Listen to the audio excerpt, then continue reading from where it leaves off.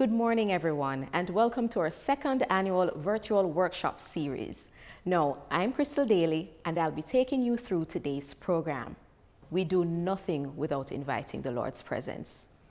And so I'm inviting you all to put yourselves in an attitude of prayer as we welcome the Lord for today's workshop.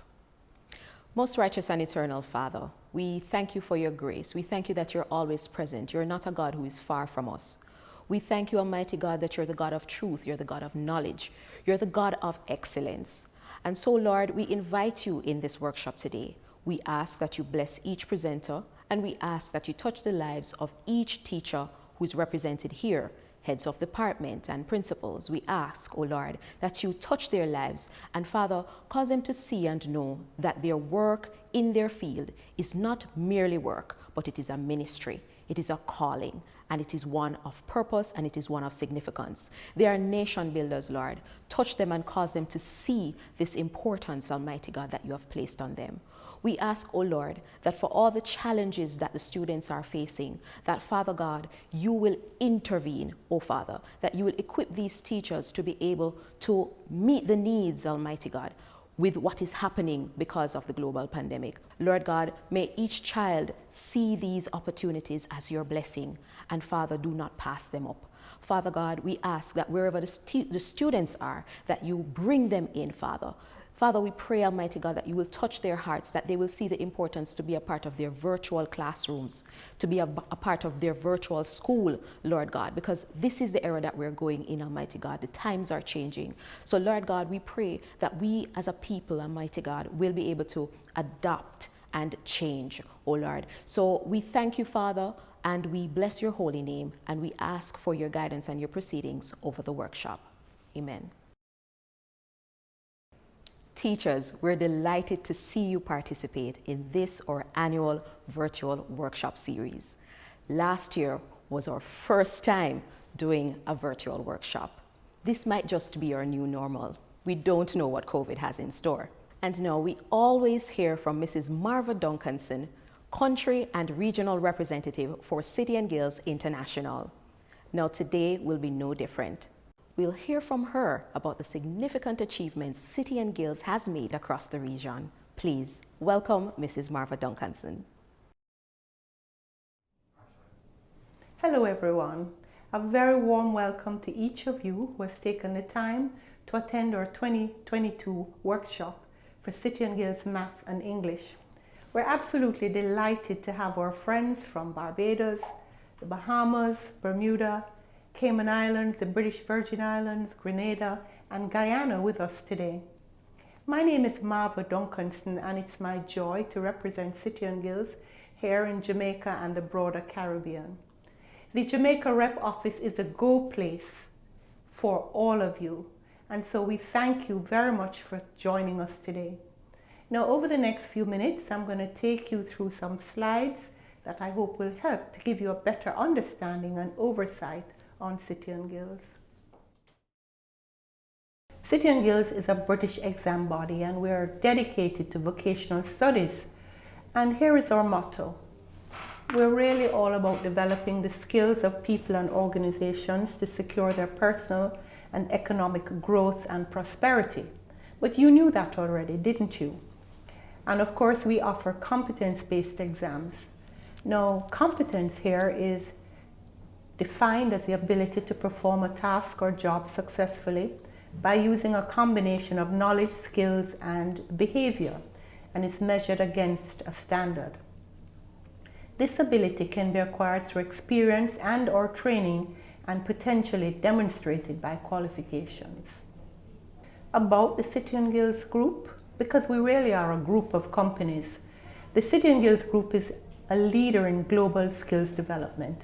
We work with education providers, employers, and governments in over 100 countries across the world to help people, businesses, and economies grow by shaping skills systems and supporting skills development. The group is made up of City and Guilds, which is a vocational body, Institute of Leadership and Management, ILM, KINEO, the Oxford Group, Digital Me, and Gen 2.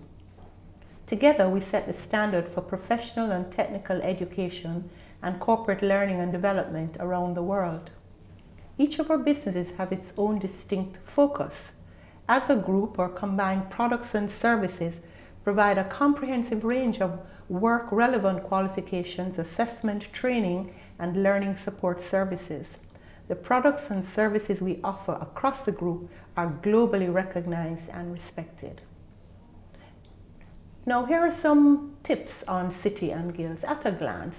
I shan't be reading all of them, but just to point out that we've been around for a very long time. We're 144 years old, having been established in 1878. So you all know that Sherwin-Williams ad. Chances are we know what we're doing. We've been around for such a long time. While in the UK there are some 500 qualifications on offer, there are fewer qualifications in the international market. And we operate in 80 countries across the world. Last year, we registered over 3 million learners and we set 3 million assessments. And here's what I see as our 5 key strengths. Here they are. The portability of City and Guilds. You can take your qualifications with you wherever life should find you. The fact that we offer our qualifications across stages, and the math and English are good examples of this, so it provides progression for learners. We're recognized. We meet learners' aspirations, and that is so very important. And we gear people for employment. Our qualifications are all about employability. We are very proud here at the Caribbean Rep Office of the impact we've had in our region. In 2019, the Ministry of Education and Youth here in Jamaica engaged us for a 10-year contract for the delivery of our qualifications in Math and English, the Skills Proficiency Awards, Customer Service and Engineering. But we haven't limited ourselves only to service here in Jamaica. We're happy to announce that we're engaged with the Ministries of Education in Barbados and the Bahamas, and we are actively working with the Departments of Education in Bermuda, the British Virgin Islands and Cayman for the delivery of our qualifications in Math and English skills. Over a 10-year period, we have issued some 145,000 certificates in Math and English across the region. Very importantly, we have engaged with the Heart NSTA Trust here in Jamaica and the National Training Agency in the Bahamas for delivery of our qualifications in Math and English. We've been engaged by the Heart NSTA Trust here in Jamaica for delivery of digital badges for specific programs of study offered by the NTA. And the Ministry of Education here in Jamaica has engaged us to be associated with their National School Leaving Certificate, which is being launched in this year, and our involvement is via digital badging. We have a range of providers across this region, and we're very pleased to say that we have been able to successfully offer our assured accredited model across the region to 7 private training providers here in Jamaica, the Bahamas, Cayman Islands, and Trinidad. And of course, we are recognized. Here in Jamaica, we have formal endorsements that our City and Guilds Math and English at Stage 3 is used for recruitment with the Jamaica Constabulary Force, the Jamaica Defence Force, the Ministry of the Public Services, and we enjoy a MOU with the Jamaica Employers Federation, and we're fully endorsed by the University Council of Jamaica. And here's a slide listing 20+ entities of higher learning universities that will take our City and Guilds Math and English at Stage 3 for matriculation to certain programs of study. And you will see that the University of the West Indies is included.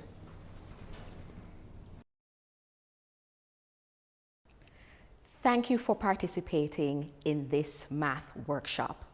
Now, as is customary, we introduce all our presenters before they begin their presentations. So today for math, you'll be hearing from Mrs. Gracie Edwards. Now, Mrs. Edwards was the former head of the math department at the Michael University. She also worked with our team in London in creating the curriculum for the Math Skills 3850. She has been doing this for over 10 years. So please relax and give Mrs. Gracie Edwards your full attention.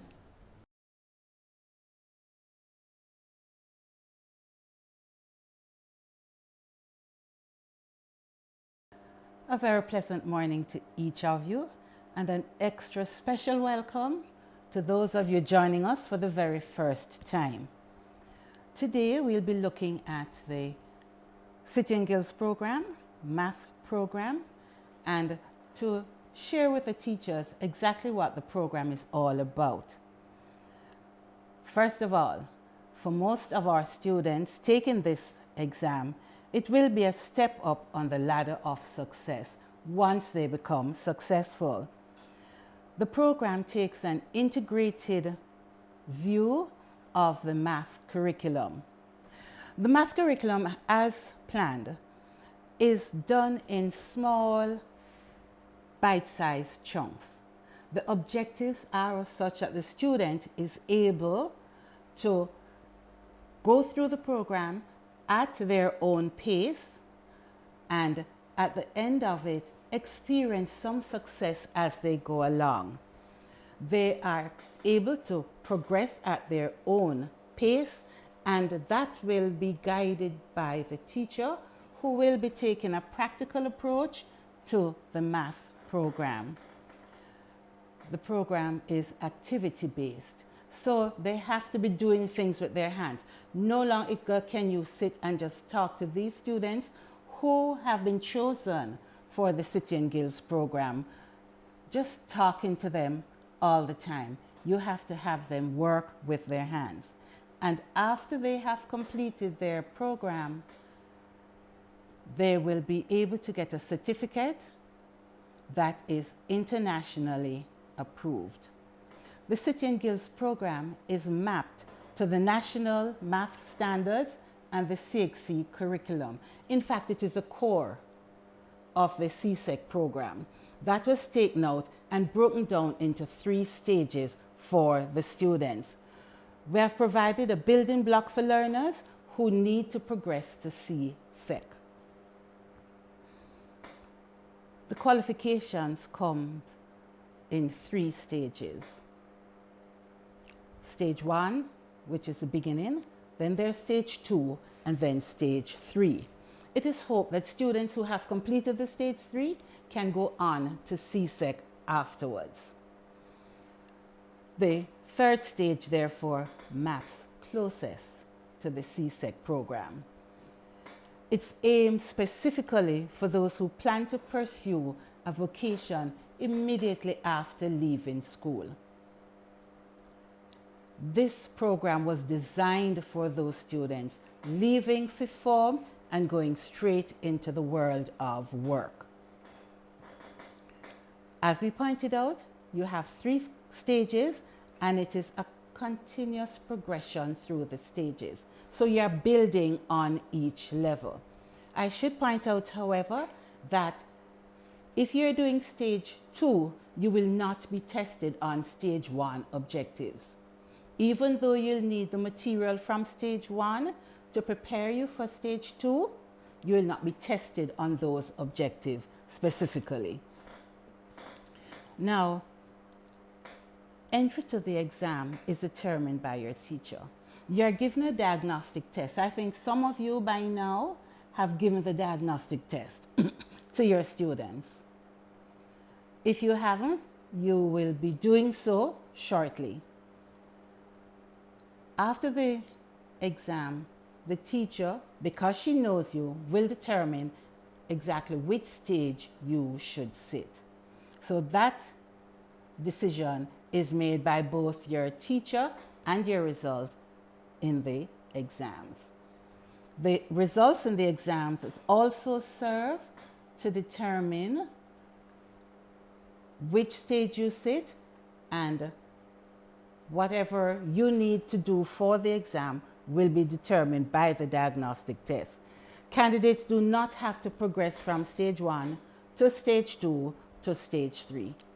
You can start anywhere because each certificate for the stages is a standalone certificate. So if you have a stage 2, no problem, you can move on at your own leisure. Now, the stage 1 math has 8 modules and it covers 8 different units which you will find in your handbook. The handbook becomes your Bible. It has all the objectives that you need to teach. If we look at just 1 or 2 of them, Unit 1 in Stage 1 starts at sound understanding of number concepts and applications. This exam takes you right from the very basic. So no child needs to wonder if it's too hard for me to do, because once you start this program, you will go straight from the very basic math concepts. And you go through the whole of the 8 units that are prepared for you, and you sit an exam at the end of that process. Usually that is at the end of the school year. After that, you move on to Stage 2 and Stage 3, and then right through to Stage 3. Now, as I pointed out, the objectives are set and they are given in the book. You just, as a teacher, have to just take the children through the program. Stage 1 has 62 objectives. And teachers, you have to teach every one of them. Because as you notice, the assessment criteria, 62 of them, and the items in the exam, there are 60 items in the exam. So each objective is tested. The teacher must ensure that she teaches each of those objectives. If we look at Stage 2, you'll see there are 44 objectives, but it breaks out into 60 assessment items. All because one objective will say addition and subtraction of something.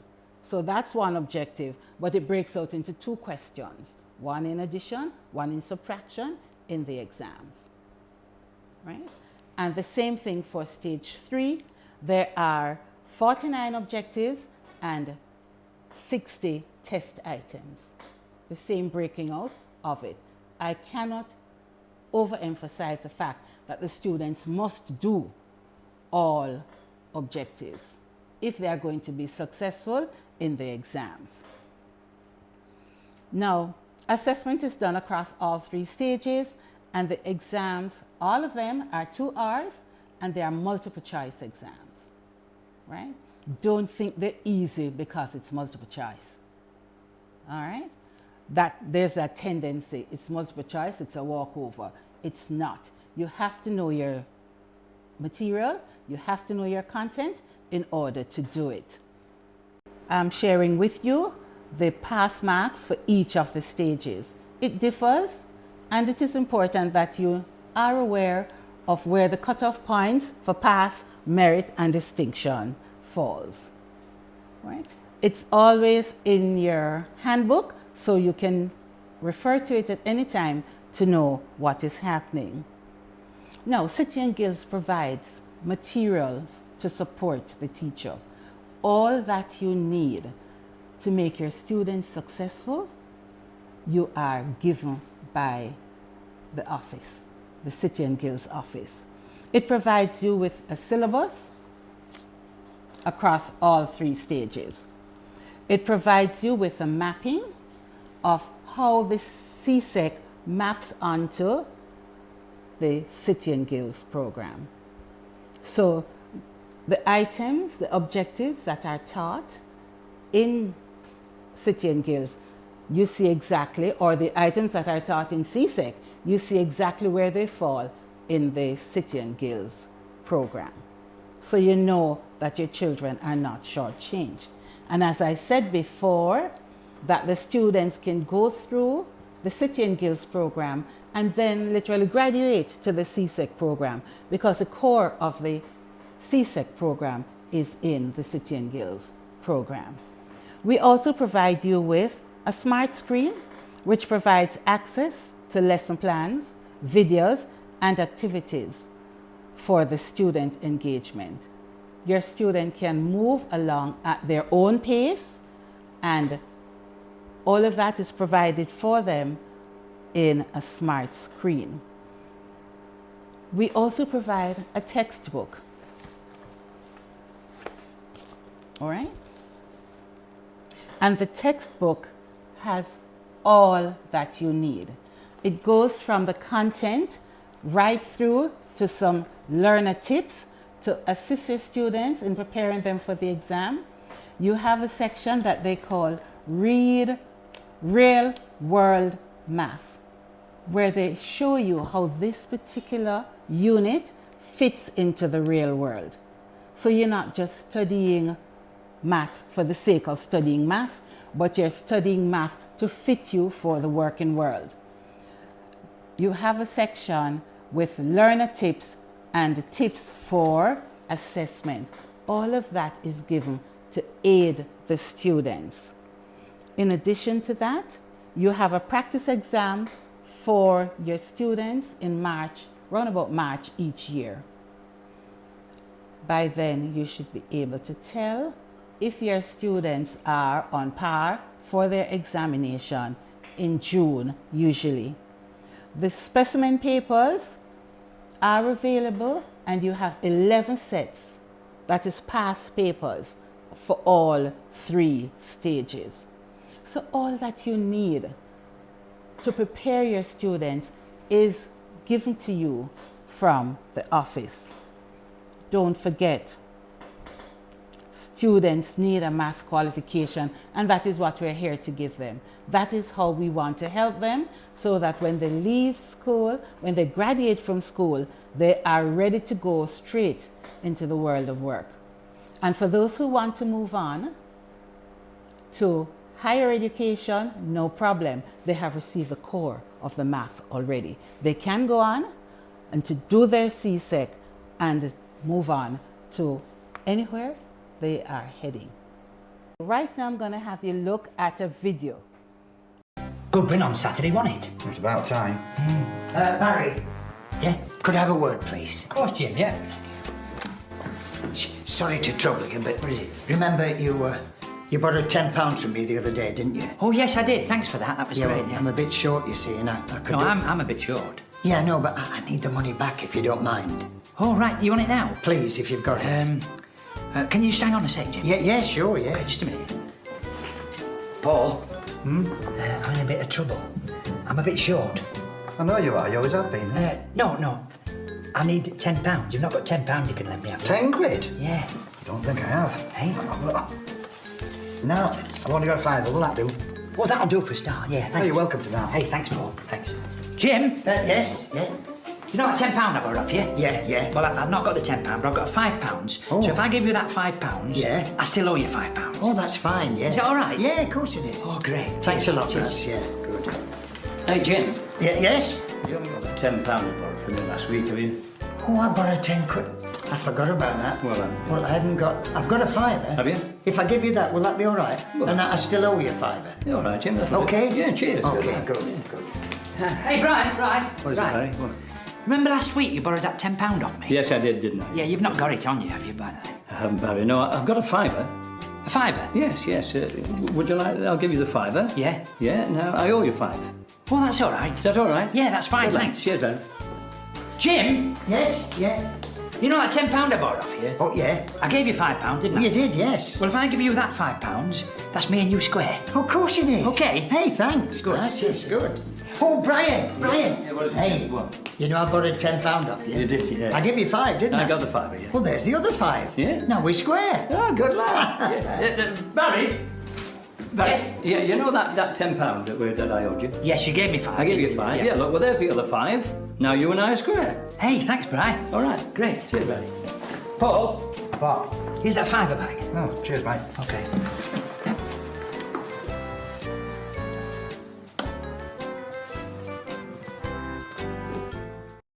Does anyone want to demonstrate mathematically what just happened? Share it with me if you think you have a solution. Now, March 2020 brings back mixed memories for our nation. It was that time that the pandemic hit and teachers had to pivot to holding classes from home. Anywhere they could find internet access, in the kitchen, in the living room, outside under a tree. But they were ready and indeed truly ready to face the challenge. But it's one that I'm sure all of you can remember with fond memories. Learning in a viral classroom changes the way students receive information. The use of an appropriate platform is crucial in teaching math virtually. Math involves a lot of applications as well as the use of hands-on material. Therefore, it is important that both teacher and students become familiar with the virtual manipulative on the platform they have to use. The quantity of knowledge in a viral classroom can be very large, requiring students to distinguish the relevant from the irrelevant and not just blindly accept all information presented. A virtual classroom requires that students have a high ability for autonomous learning. The question we should ask ourselves as math teachers is, how can I help these students who require extra assistance to improve their ability for autonomous learning in mathematics? Here is a few suggestions I picked out for you. First, set definite learning goals, definite objectives that are reachable and achievable. No fear. The City and Guilds handbook provides all your objectives in bite-sized chunks. They are already done for you. Then set a path to achieve these goals. That too you are assisted with. Have students perform regular self-assessment at short intervals during the lesson. That is by questioning them, letting them respond to you. Have a dual flow, a dialogue going between yourself and your students at all times. Whenever possible, incorporate polling in your presentation so that you get an immediate feedback from your students. Try to present options and alternatives for dealing with any problems that might arise. And this can be extremely helpful because children learn differently and at a different pace. So whenever they need assistance, they should be able to stop you or stop and ask questions. City and Guilds encourages autonomous learning. There is need for the teacher to provide the requisite support. As you interface with your students, identify their interests and incorporate their interests into your lessons so that they feel a part of the class. Incorporate strategies that will help students develop independent learning skills, such as peer teaching. Ask 2 students to work together or 3 so that each one will teach the other one. They will learn better sometimes from their peers than they do from the teacher. Asking open-ended questions so all students have a chance to think about what is going on. We'd like to get away from the fact that math is either wrong or right. You have an opinion, share it. Let's discuss it. Let's talk about it. If we can find reasons why your opinion is not quite right, we will share that. But it is not wrong. It is just different. Encourage and discuss dissenting views. let your students talk to you and praise them and encourage them at all times. There's no need to put down your students and say that is wrong. Identify what your student did right and always follow up with tips for improvement. Show them where they are and where they can get to, how they move from where they are to where they want to go. A tick and a grade is not sufficient for your student.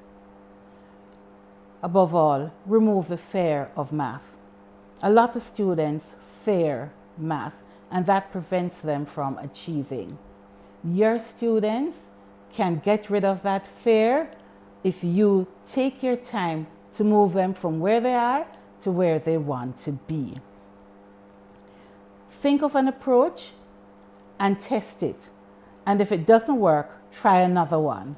But remove fear and the fear of failure from your students. Autonomous learning is rather difficult for some students who are doing the City and Guilds. Many of them have taken a break from math a long time now because they don't like math and hence they don't like the math teacher. Please remember, it's not you they don't like. So you have to go slowly with them as you take them through the paces. Therefore, teachers need to provide appropriate learning material for each topic. Instead of allowing your students to go on YouTube to get the material or to go on the internet, at the beginning you have to show them how to garner information from these platforms. Every effort must be made to guide students into doing this. Here I would like to suggest that you do some self-made videos for your students so that you put in the video exactly what you want them to learn at a point in time. This will get them into getting information from the internet and from YouTube. Then they can go there to get whatever they want. Make the content delivery asynchronous so that they can go and find it anytime they want. That will free up your synchronous time to collaborate with your student and work through examples and address misconceptions. Then, when they are ready, provide them with the material that allow them to explore. Because it's where we really want them to go, but I think we ought to teach them how to get there. The way the City and Guilds objectives are written, as I said, in small bite-sized chunks, tend to lead themselves to a short attention span. So if students can't sit for a whole long period, you can teach a short objective, small one at a time. So it can become a challenge for the teacher to keep the students engaged and motivated. The teacher has to be deliberate and intentional when preparing the lesson so as to keep the students focused. You must keep them in line and keep them looking at what you're doing. The students have to take charge of their own learning, but the teacher must facilitate and guide them. They cannot be left on their own. To obtain good performance in math, teachers need to promote engagement in the virtual classroom. It's important to create a sense of community and provide opportunity for socialization between and among your students. Right now, your students are isolated, so every effort must be made in the classroom to have them socialize. In the virtual math classroom, difficult though it may be, the teacher should design ways to constantly evaluate the progress of the student to ensure that no child is left behind. Every child can learn, every child must. That is still our mantra. So, what does the online classroom looks like? It looks like a place where teachers are facilitators and students are actively engaged and interacting with one another. A place where students feel comfortable and safe, but still challenged to learn. A place where they can socialize with their friends in spite of the impact of the isolation that they are experiencing for the last year and a half. Now, we had asked teachers to prepare 2 questions to share with you in this workshop. I will read the questions to you. The first one: choose a concept from the City and Guilds curriculum that you have taught and assessed virtually during the academic year 2021. State the concept chosen, state the stage and the objectives to be achieved in teaching the concept. State any special manipulative or instructional materials used in the execution of the lesson. Outline the method used to assess the learning of the students taught. Outline the questions, no multiple choice questions please, or group work or research or investigation technique that was used to determine whether your objectives were achieved. Outline the rubric if you had used one. Give an evaluation of the outcome of the assessment and any recommendations for improvement. That was the first question.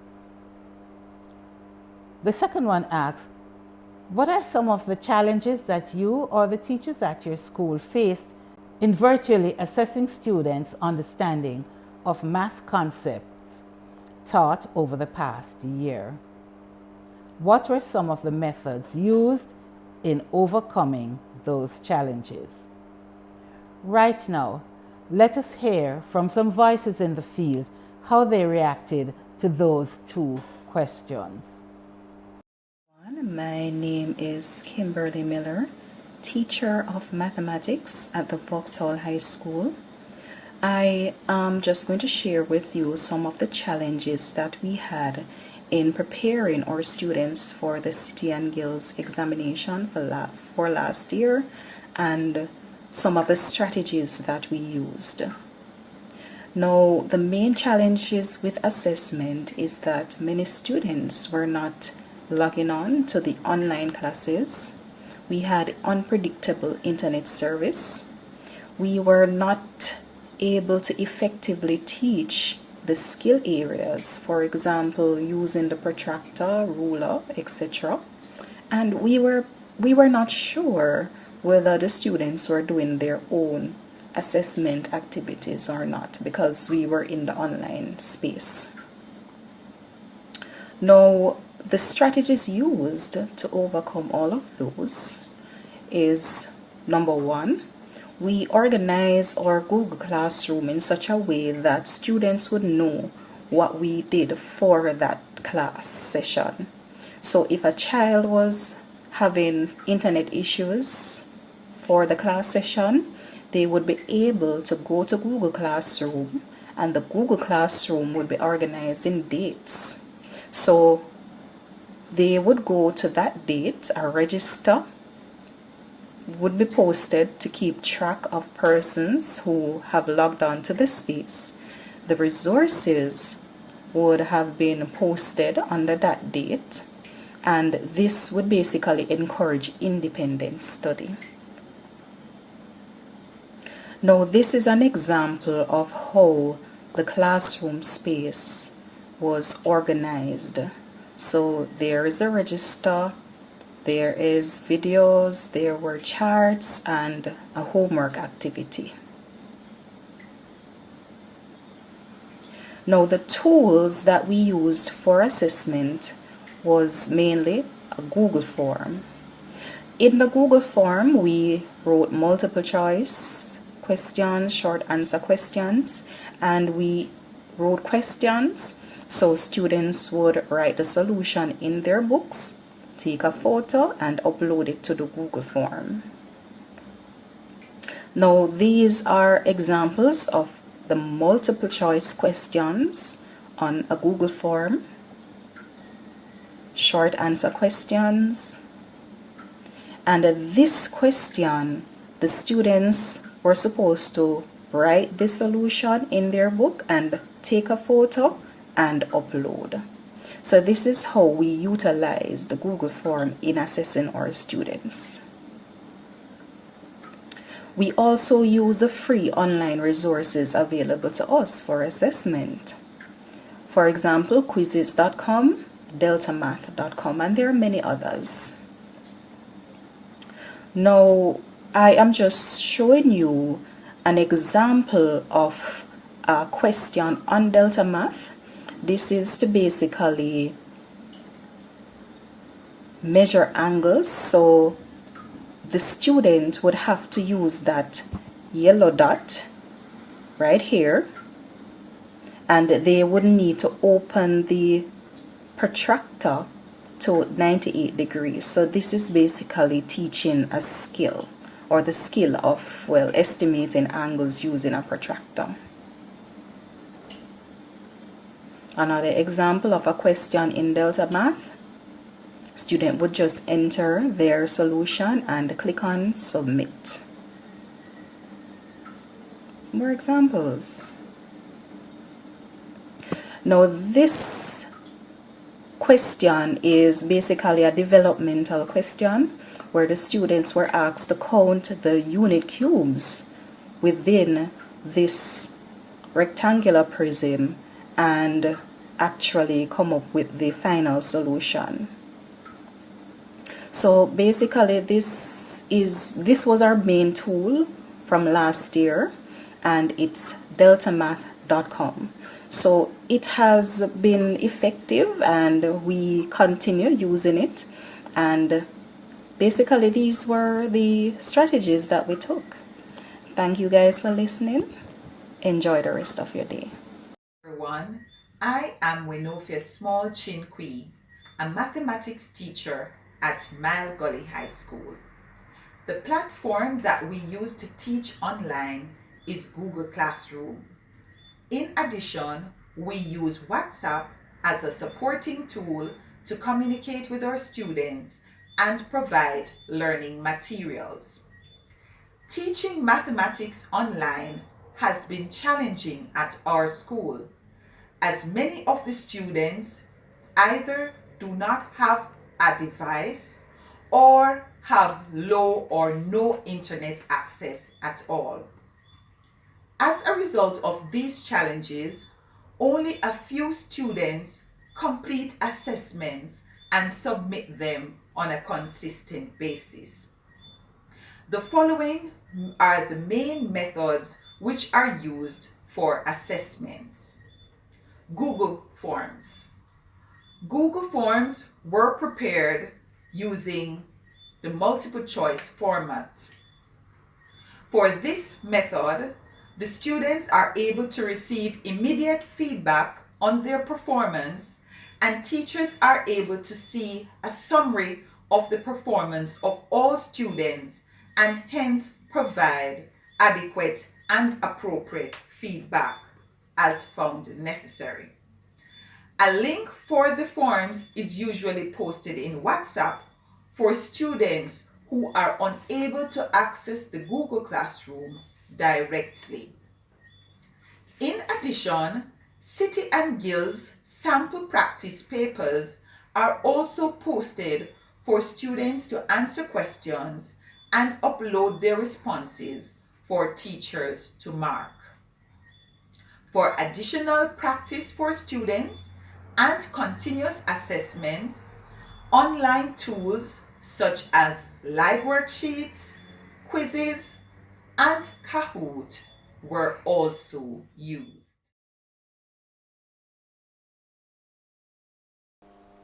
The major part of our workshop today will be on assessment.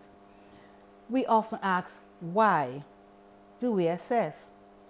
Notwithstanding our present situation, there is need to be fully aware of the level of performance of each child.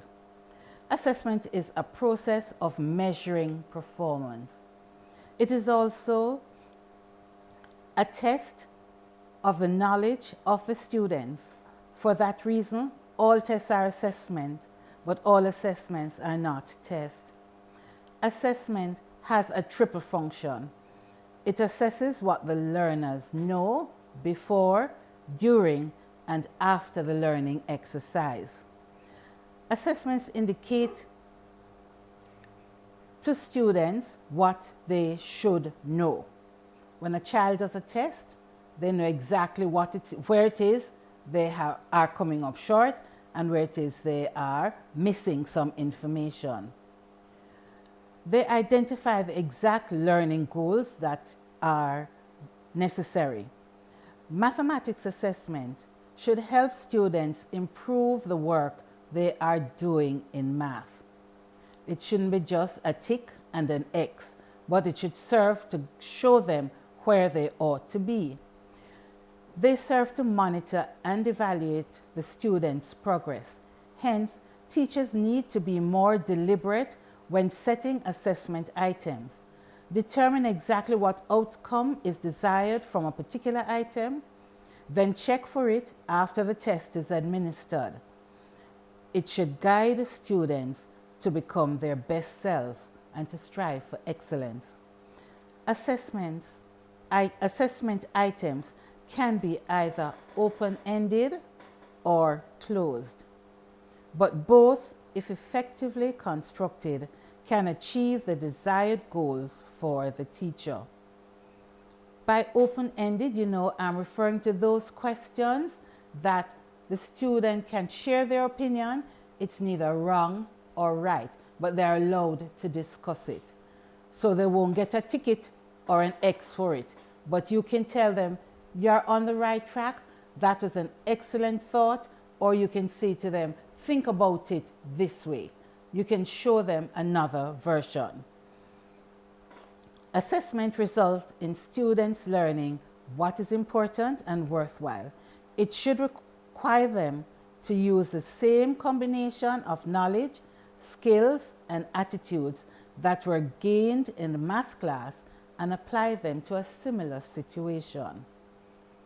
That is one of the basis and the background tenets of City and Gales.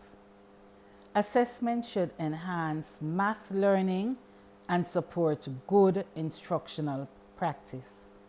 Assessment and instruction should be combined. Now let's look at some types of assessment. You are aware of them. We're not doing anything new today, but I'm bringing it back to memory so that you can this year practice them in fulsome manner. There are 3 basic types of assessment. City and Gales employs all 3: the diagnostic, the formative, and the summative. The diagnostic assessment is an assessment that allows the teacher to determine an individual student's strengths, weaknesses, knowledge, and skills prior to instructions. Many of you by now would have administered your City and Gales diagnostic test. The summative assessment is a test to determine whether students have learned what they were expected to learn. What makes the summative different is not its design, but the way the results are used. Usually, the results are factored into students' permanent academic record. You usually never hear the results of that summative assessment other than, yes, you were successful, or no, you weren't. You never hear the score that you earned. Now, formative assessment is a planned, ongoing process used by all students and teachers during the learning and teaching process to produce and use evidence of students' learning to improve student understanding. Let me read that again. I try to package it in one sentence for you. Formative assessment is a planned, ongoing process used by both students and teachers during the learning teaching process to produce and use evidence of students' learning to improve student understanding. So all of that must come out of formative assessment. Formative assessment is used to check understanding, monitor the learning progress. It should provide appropriate, meaningful, real-time feedback. And teachers, I am encouraging you to give real-time feedback. It is difficult when a student does a bit of work, does an assessment paper, and 2 or 3 weeks they cannot tell what the results are. How did I perform? Because the assessment was needed, you should share that with them so they know what the results are. They might need that information to go on to the next lesson. So try and give them real-time feedback. Provide insight into students' thinking so teachers can adjust the lesson. If they're not understanding at this point in time, your assessment should indicate that, and then you feed that into your next lesson and take care of whatever it is your students are missing. It helps students develop self-assessment and thereby gain needed and necessary self-confidence. If I know what I'm doing and it is right, then I can move on in a positive way. If what I'm doing I'm not too sure if it's right, then it means that I will be too tentative to really benefit from it. To be effective, formative assessment needs to be continuous, it must be dynamic and adaptive so it can capture where the student is on the learning continuum. The student must know where they are, the teacher must know where the student is in acquiring the knowledge that they are sharing. Someone once called it informative assessment. Hence, informative assessment serves to inform both teacher and student. Therefore, teachers need to be more deliberate and intentional when setting assessment items. An article put out by Power School outlines the following benefits of formative assessment. When this assessment is well implemented, the benefits include defined learning goals which both teacher and students need. Monitoring students' progress regularly helps keep learning goals at the top of their minds. Students must know where they're going. They must know what you want them to achieve so that they have a clear target to work towards. And teachers can help clear up misunderstandings before students get off track. That is why feedback must be in real time so that the students know where they are going. It results in improved academic achievement. Providing students and teachers with regular feedback on how they are progressing towards their goals is the main function of this assessment, and it will aid in increasing academic achievement. It helps students close the gap between their current knowledge and their learning goals. This form of assessment involves setting goals and measuring the progress towards these goals, which motivates the student and encourages them and builds self-confidence. And that is one of the aim of the City and Guilds math program. It increases students' engagement. Students need to find meaning in the work they are required to do in the classroom. If it's not related to their everyday life, then believe you me, it can just be as nothing at all to them. They must see the relationship between what is in the classroom and what's happening in the real world. It must be focused and targeted. They must get feedback that is focused and targeted. and they should highlight gaps in their understanding and specifically inform students on how they can improve. When you have given your students their assignment, you must tell them what they could do to improve this bit of work. Just giving it to them, marking it, and leaving it is not sufficient. A close analysis of formative assessment data allows the teacher to examine their practice. It will help the teacher to determine if what I am doing is helping the students. And you must assess yourself as you go along. You are assessing the students must be able to assess you. Have you ever asked your students to assess you? From time to time you should. So you will know how they are receiving what you are teaching.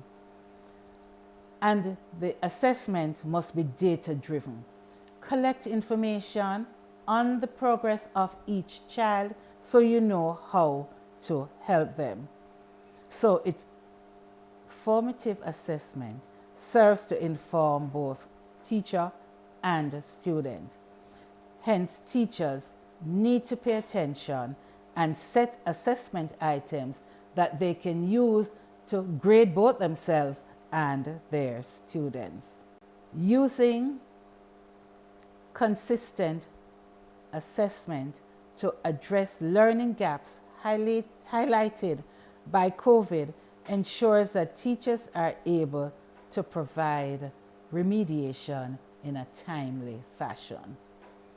Now we're going to hear other voices from the field.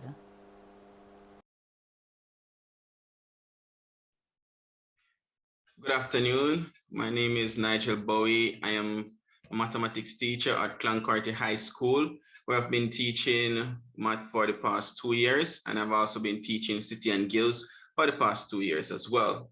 So the main challenges I have encountered during teaching for the past school year are absenteeism, students' willingness to complete tasks, and access to reliable internet. Some students would be present for the majority of the teaching sessions, but absent for some of the assessment sessions. So during the past year, I predominantly assess students learning with quizzes. So let we take a look at the quizzes I have opened. Some of the browsers. So not this one, over here. Yeah.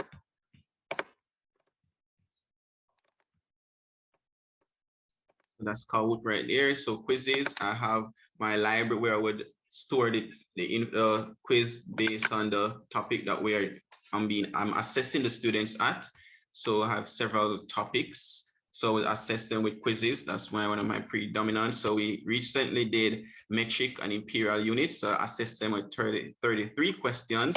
You can make the question types vary. So you can have true and false, multiple selection. You have different types of questions. You can set a time for each specific question. So if there's a problem question that you want them to spend more time on, you can also do that. So I was able to do that. So that's one of my predominant ones. So quizzes, several things are there for quizzes. So with quizzes, Kahoot, and so Kahoot is pretty similar to quizzes over here. I'll have to go in, so continue for free. So it's a free Kahoot. Both of them give them the game feature, so it's pretty the same idea, that assessment, they're being graded, but it's that game feature that stimulates them to want to complete each of these tasks that you would give them via these platforms. So the students love the quizzes and Kahoot, but they did not provide a true measurement of the students' learning, as because of the game feature, the students would try to complete the task fast to get more points rather than getting more accurate number of questions. So that's one of the drawbacks for it. And another one is enough time. Students don't spend enough time answering each question, because you can see the time they spend on answering them, especially the quizzes.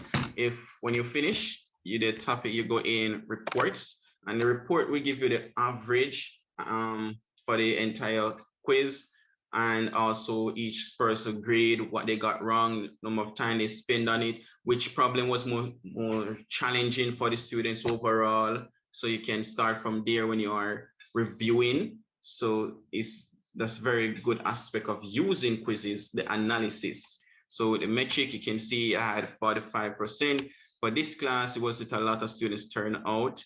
So versus that's not City and Guilds, so I had a 60 there, and that was matrices, students doing matrices. Before, so the students had the same imperial that was prior, still 4 persons, and it was 61%. So if you select on it, you can assess it based on questions as well. So you can see the different students and what they got. If I go on the question though,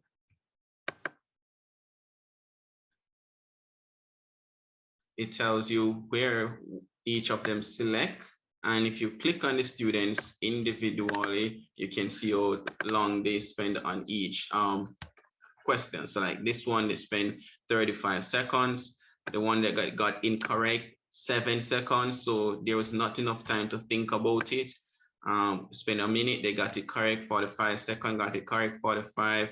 This 18 seconds, still got it correct. This one, 14 seconds, they don't get it correct. So it tells you the number of time, how long they spend on each question as well. So that is one of the drawbacks to it. So also in addition, the unwillingness to complete tasks. So fewer students completed class activities compared with quizzes and Kahoot. Unreliable internet connection prevented some students from accessing quizzes, Kahoot, and Zoom sessions. So the first step I took in overcoming these challenges is reflection. So I always reflect on my previous semester and here to see where I went wrong, what I could have done better if I use the correct approach or methods among other guiding questions. So I have several questions that guide me to reflect so I can see how can I better plan for the next semester, because I like improvement. I like my students getting good grades, and I believe there's a correlation between the quality of the teacher and the quality of the students. So if I'm a quality teacher, I can produce quality students that get good grades and who demonstrate conceptual understanding of the concepts and topics that we are teaching. So I try to overcome challenges with Kahoot and quizzes by using different types of questions, and not just multiple choice and true and false, but also short answer questions that they require them to input their answers rather than selecting from the ones that are already there. So it requires them to think more and to slow down a little. So that's one that I've tried. It was not as effective as expected, but some students would enter ridiculous responses that does not indicate any thinking about the problem. So it weed out the person that are actually thinking. So you can have a one-on-one with those persons, speak with them, what's happening, how can you address it? And so it helps with the way you provide feedback to students.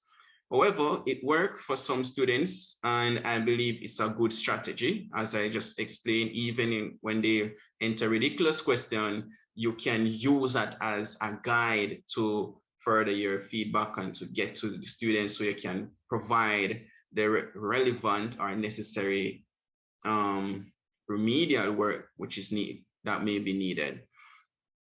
So another thing that I did or I'm doing is to make Google Forms my main method of assessment, because Google Form doesn't have the game feature, so it's close to the regular face-to-face exam that they will have. So when you have like tests that you want to ensure you get a good measurement of their learning, you use Google Forms, it analyzes it for you and everything, and they can do it at any time. So if they have internet connection issues, you just open the response so they can do it at the time that the internet is working. So that's a good thing about the Google Forms. You can make it short answer questions. You can make it multiple choice, true and false. It's flexible as well, but the game feature is not there. So it slows them down to make them think more rather than just want to get over with it. And I also use live worksheet. So live worksheet, you enter.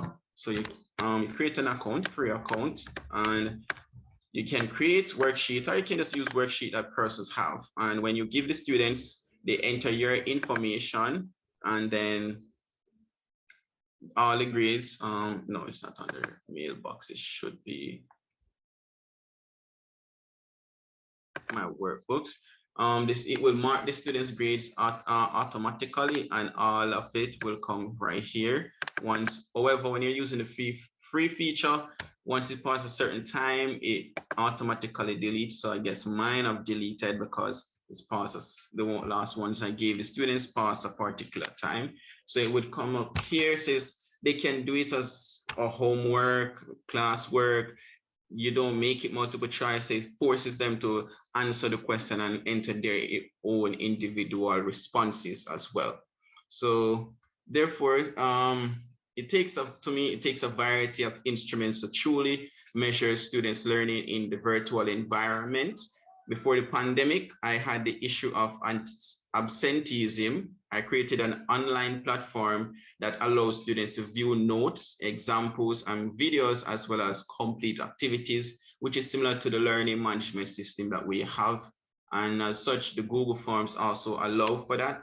However, we have to I realize as I go by, the notes need to be as simplified and at their level as possible to encourage individual learning. Our students to go there and review if they see too much notes and they feel discouraged. But if it's organized in a way that they can easily understand and use and manipulate, then it will encourage them. So if I miss class, Google Forms. Even if I don't miss class, it's still Google Forms. Sir is teaching, I don't fully understand this way. All right, let's see how it explain on Google Forms. So it's very important. So the learning management system is very important.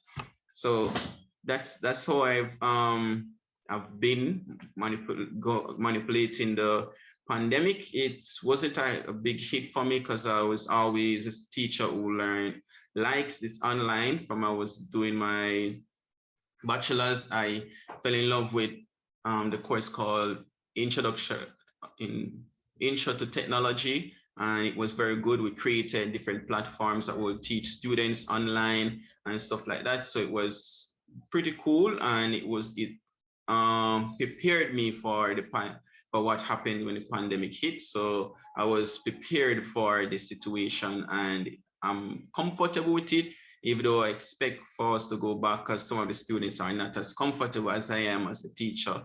So yes. Hope you can take something from my video and apply it in your class. So again, my name is Nigel Bowie. I teach mathematics teacher at Clancarty High School. Let's take a look at virtual assessment. Pen and paper pop quiz are no more. A lot of us miss it very badly. Thumbs up, thumbs down, hand signals, online polls, discussion boards, chat boxes have become the new mainstay of ongoing formative assessment in virtual classrooms. I remember seeing a child doing this to the teacher, and I thought, gosh, that's so disrespectful, only to find out that he was really polling and answering the question that the teacher had asked, who would like to do something now? And it was either yes, miss, and no, miss. I found that so interesting. That and the one-on-one breakout room is of use now and is highly used by most teachers, where you have a chance to talk to just one student or two students at a time. A virtual classroom requires high student ability for autonomous learning. When it comes to assessing students, what's essential is fostering learning and expanding opportunity, not merely looking to see if you got right answers. Under distance learning, emphasis on the correct answer makes even less sense, since students can easily turn to calculators and other online material to help them do the work. Therefore, Despite the challenging conditions for learning, the pandemic may have proven to be fertile ground for cultivating more growth-oriented approaches to assessing mathematics. Instead of trying to prevent students from cheating, design your assignment, whether it be class or homework, knowing that students have access to a range of tools and resources which they can incorporate in their answers. There is a need to adjust the grading as they would be affected by conditions at home, brothers, sisters, parents helping them. Use broad bands when you are assessing their work. Give them pass, satisfactory, very good, excellent. It is at that time more meaningful than giving them a number grade when you're not sure if it's their work totally. Here is where the open-ended question comes in, where the child have to create their own answers. Give them positive feedback that praises their effort, like this is clever work. This solution was very well thought out. That will strengthen the students' growth and change their mindset by suggesting that hard work will help them improve. We acknowledge their humanity whenever we can, praise them when they make progress or encourage them when they face setbacks. In times like these, such encounters make a more memorable impact on students than the grade you give them. During this crisis and having to work from home, many students lack the social, emotional, and academic support that they receive while they are face-to-face in school. These virtual connections can provide valuable support for everyone if we arrange for them some online meetings with other students. Teachers can set up a Zoom meeting just for their students to socialize and talk to each other. Assessing students virtually has its impact too on the teachers. Under normal conditions, many teachers work alone, separated by a classroom. During the crisis, teachers can often feel even more isolated. Staying in touch can help relieve stress and give as valuable ideas for teaching and evaluating their students. Share with the other teachers, please. Don't remain isolated. Taking time to pause and reflect can often be a source of strength. Teachers need to provide constructive feedback, therefore helping their learners to process new information, which is not a naturally acquired skill in the virtual learning space. Learners who participate in collaborative assessments and peer-to-peer feedback are better prepared for real-world situations. Because when you go to the workplace, you must and have to work with other people. Very few persons work alone. Lastly, it is important for teachers to view assessment as a process for learning in the virtual space, an assessment of the learning, an assessment of your teaching methods. Always look at all three. Make your assessment authentic. The teacher should aim to make virtual assessment as authentic and real as possible, because to be working all alone with a teacher in another box and then what is going on does not relate to your day-to-day life is not very encouraging.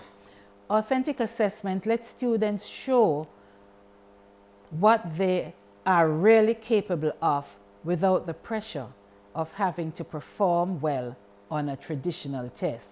So there are great options for students who suffer from test anxiety.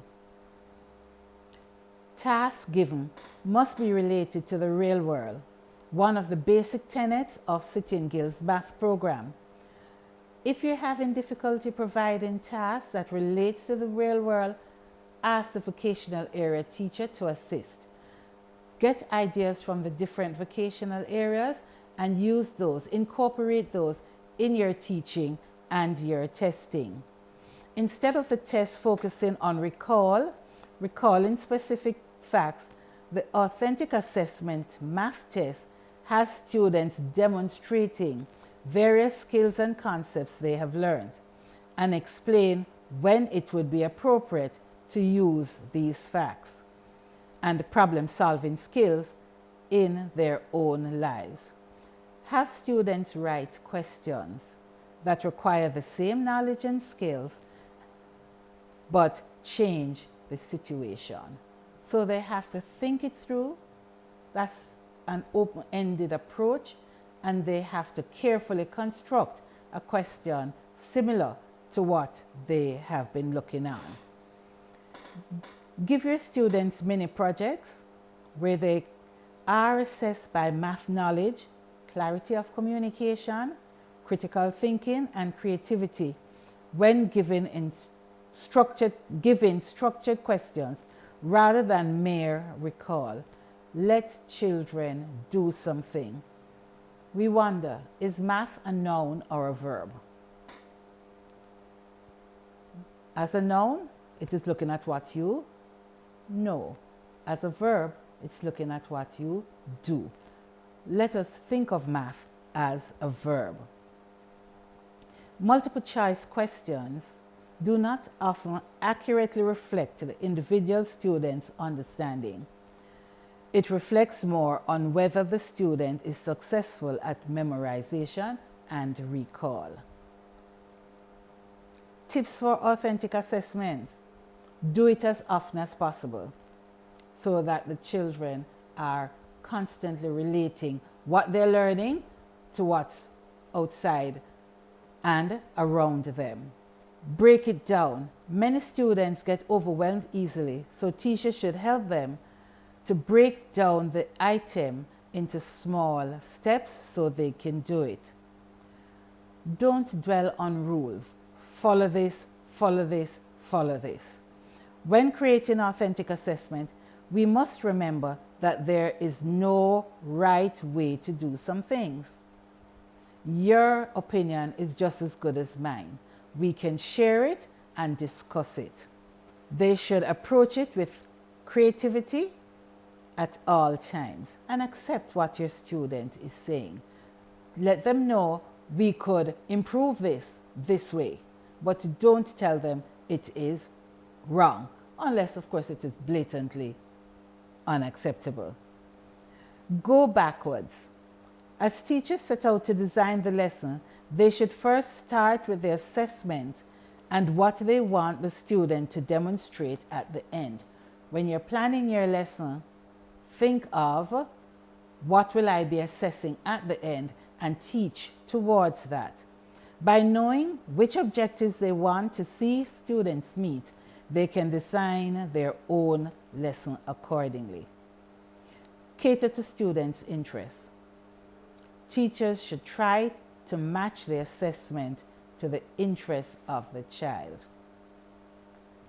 It won't work in every situation, but think of how students will really get excited when the work they are asked to do means do a video, do a dance and tape yourself doing it. They have learned a song to the math they're doing, let them sing the lyrics for the class. And finally, never underestimate the power of reflection.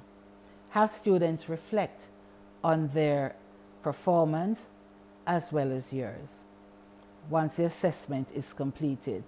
This will help them further to synthesize what they have learned, and it will give teachers an inside look into what the children thought of the assignment.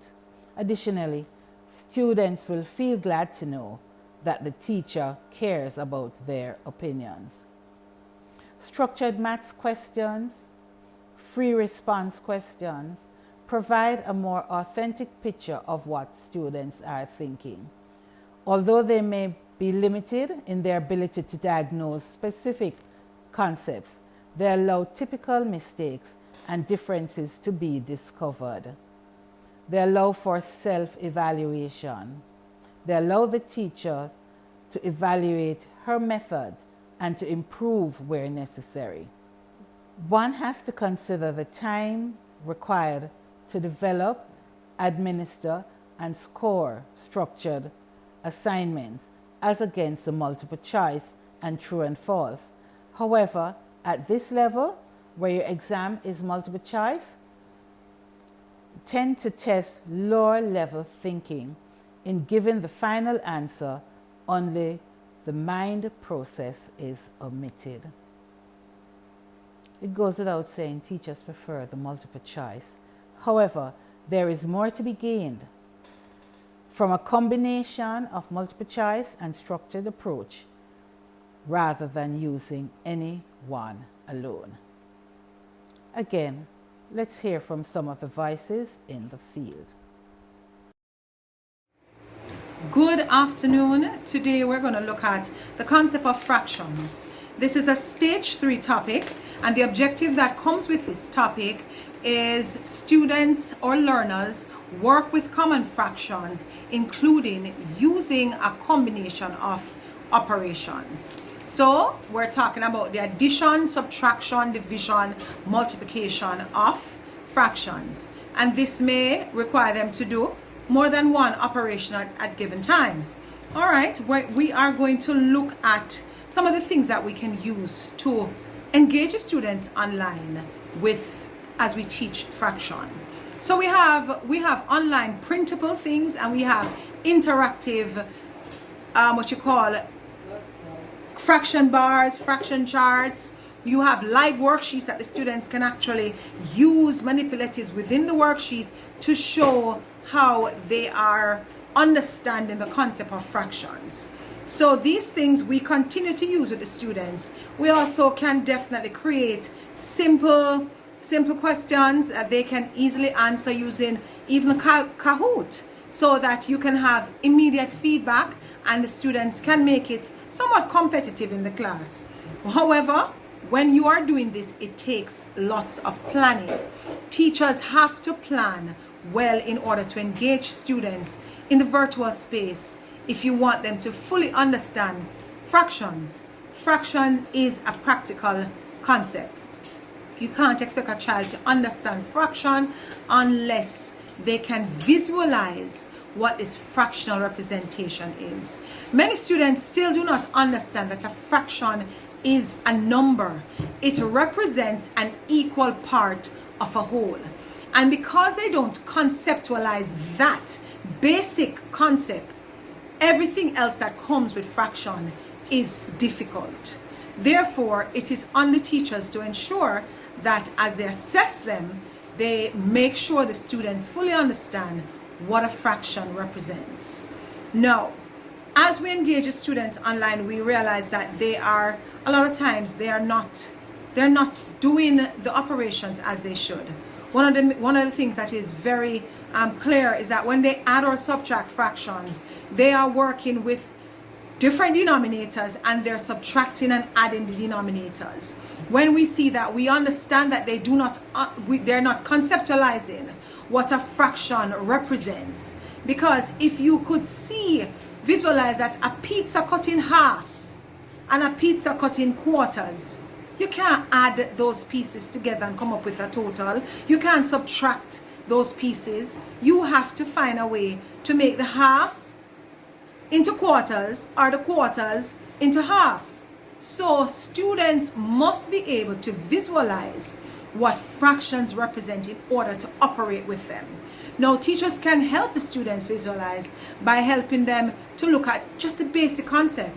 Let them look at a fraction bar and see how two quarters come together and give you a half, right? So you want your students to be able to visualize whatever fraction they're placed with to operate. When they can do that, they can definitely do everything else. All right, so we're talking about now, we have, how do we assess the students online? Assessment is very important. Virtual space, you don't want to assess a child sitting for half an hour in a virtual space. You love to be able to assess a child every time you meet with them for 5 to 10 minutes. Kahoot is very useful in putting just a few questions within the class and everyone respond. So everyone gets a chance and you have live feedback, as in you can see who responded, you can see who chose the correct answer, and you can discuss this with your students. Another platform that can be used is menti.com. Menti.com is a website that you can use to just put a few questions in. It allows for extended responses and you can get immediate feedback and discuss with your class. However, there are issues that we have with the students that we engage at times. They have limited data, and because they have limited data, they can't pull down these things, they can't participate in these quick assessment tasks. So sometimes you have to prepare little care packages, drop off at the school and go the old-fashioned route for those students who are struggling. But with great planning, much can be achieved, whether it be in the virtual or face-to-face space. Good day, my name is Damien Ruben and I am a maths teacher at Penwood High School. The lesson today will be concentrated on units 304 and 305, and the objectives are about order of operation and percentages, including VAT, what we call GCT, that is known as General Consumption Tax. It is also linked to other prerequisites at stages 1 and 2. The task is based on charges for electricity consumption. As follows below, customer charge, which is a flat rate, is $200 per month. The first 100 kilowatt hours is $20 per unit. Additional units used after the first 100 kilowatt is $49.99 per unit. General consumption tax is charged at 16.5%. For this task, students will work in groups and they will be allowed to use calculators, although this device cannot be used in an exam. We want them to practice using a calculator as part of this project.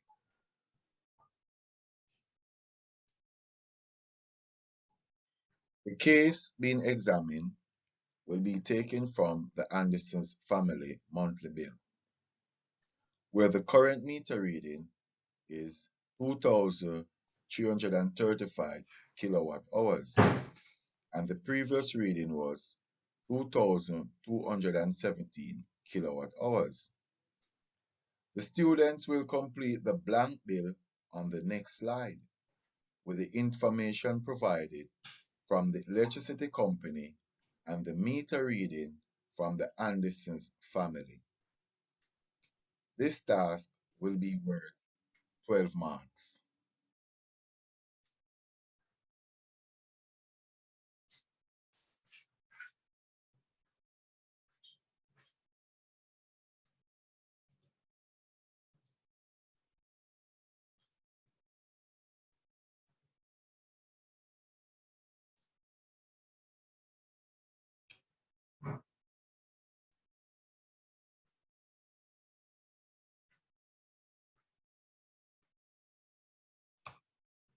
For this task, the student will create their own electricity bill using the previous example. The students will create the scenario by stating their own current and previous meter reading, and they will be allowed to complete an empty bill form with the information they have created. This task will worth 13 marks in total. There is a bonus mark if the light consumption is reasonable for a family and not for an industrial plant.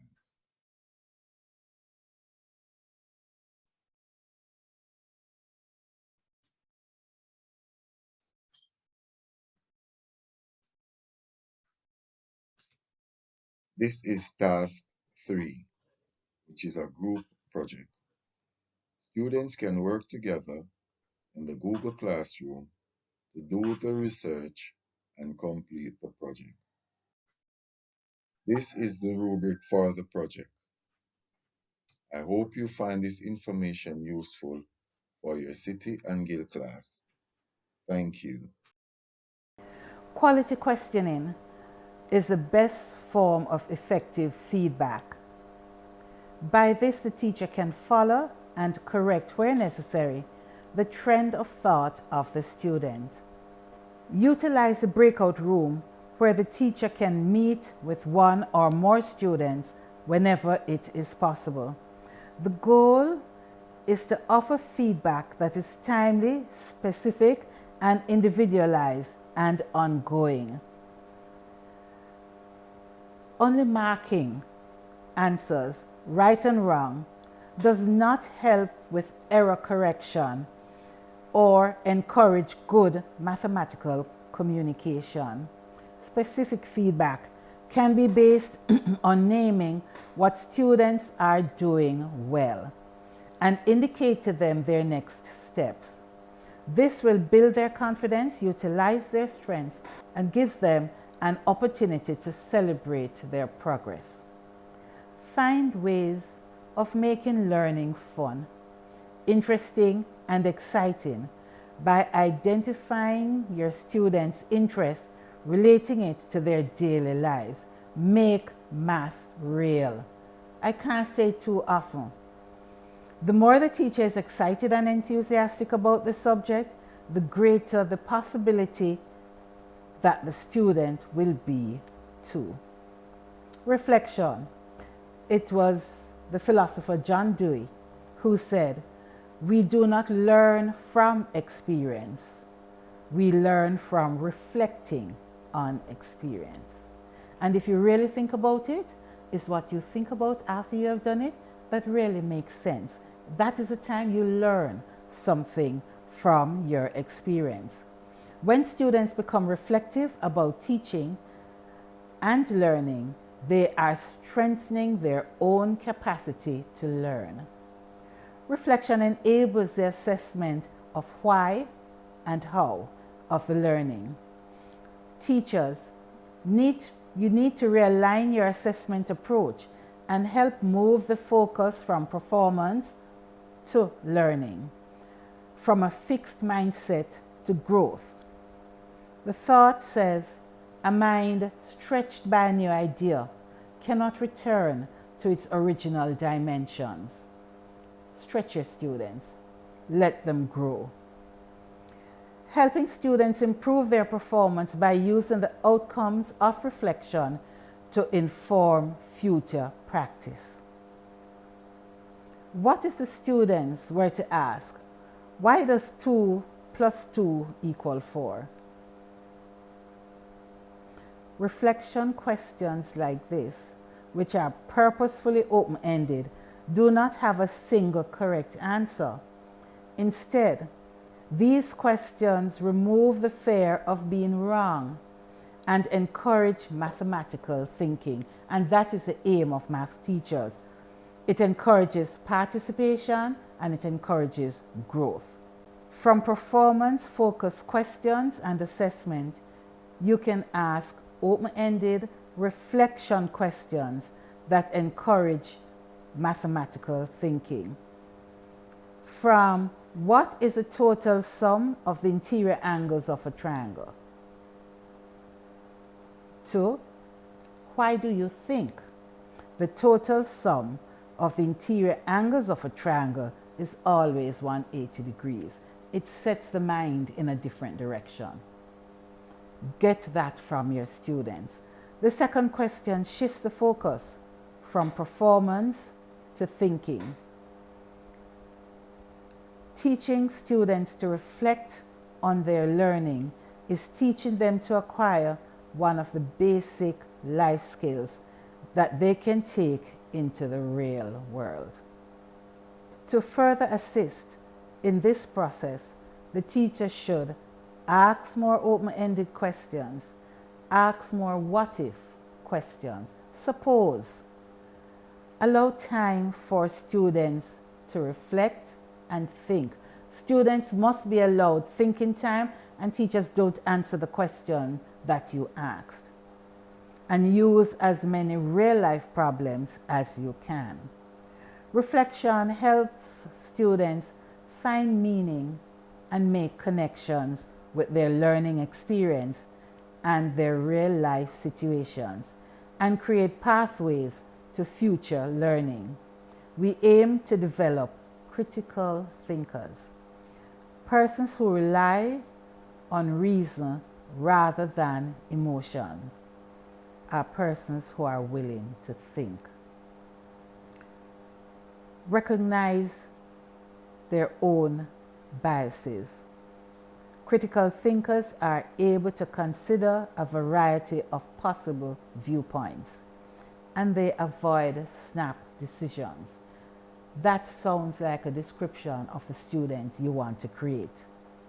Every effort must be made to develop our students so they are open to new ideas. The world is changing, and each math teacher has a part to play. Don't drop the ball. We have another voice from the field, which we listen to now. This online teaching, quote unquote, the new norm, has been challenging to both teachers and students. The students are not motivated to attend classes, as they would sometimes tell you it doesn't feel like they are at school because there are so many distractions at home. Hence, the teachers have to be constantly trying to find innovative ways in which to motivate them to attend classes and to do their work. I, for one, have tried to give incentives and try to associate the material to their everyday life as much as I possibly can.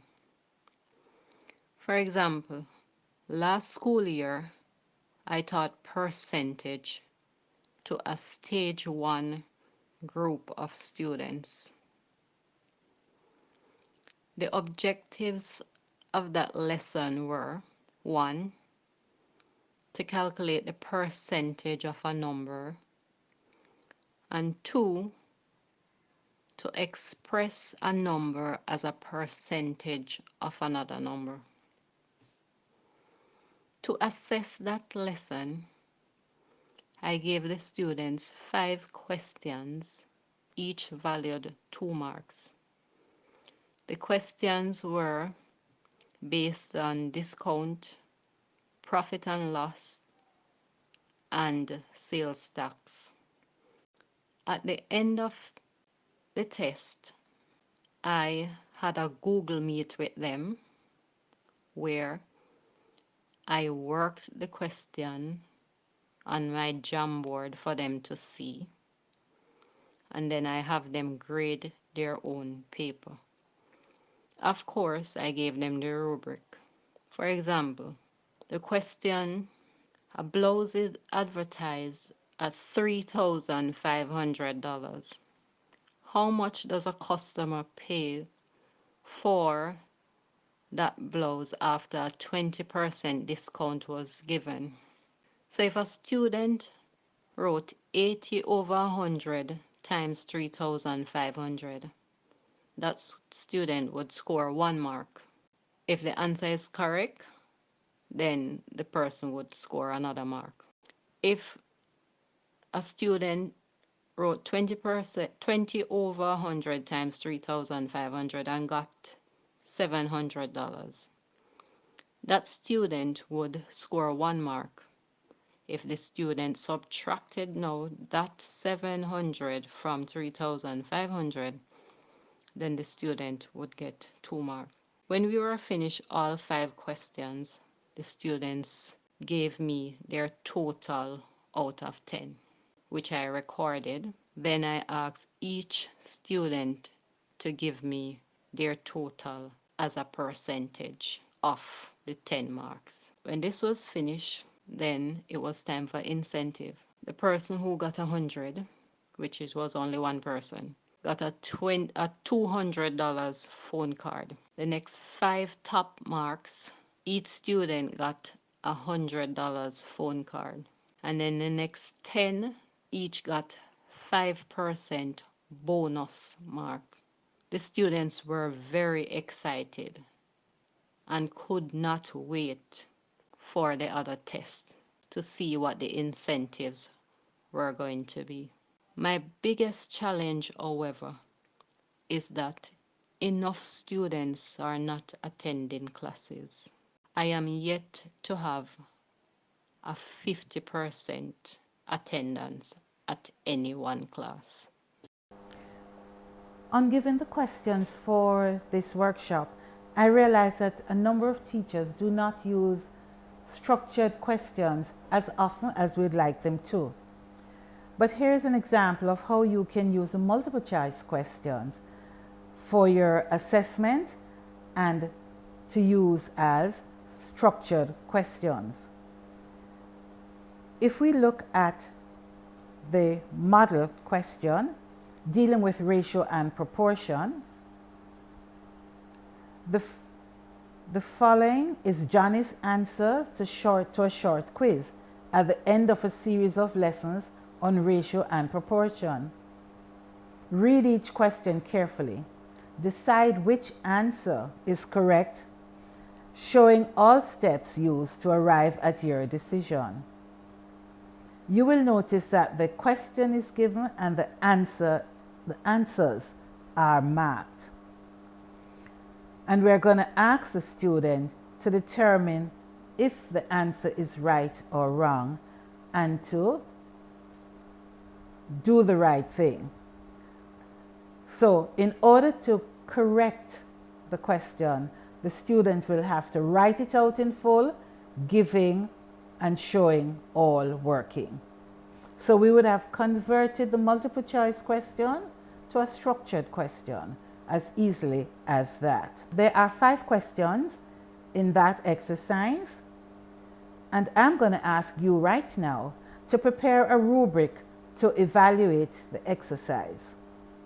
As you know, a rubric is a tool that defines the teacher's expectations of a particular assignment, an explicit set of criteria used for assessing a particular piece of work or performance, and it indicates different levels of effectiveness in meeting those expectations. It provides more details than a single grade or mark. Rubrics, therefore, will help the teacher grade more objectively. Rubrics can be used to guide your students into acceptable performance. After selecting an assignment to be assessed, there are 2 main parts to creating a rubric. List all the criteria. Keep criteria descriptions brief, understandable, and in a logical order for students to follow.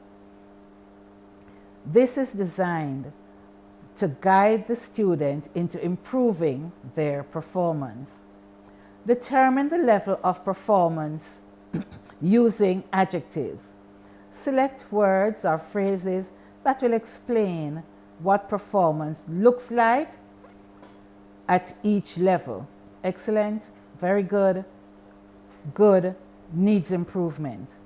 Assign scores to each to determine the range of performance in numerical values. Evaluate the rubric.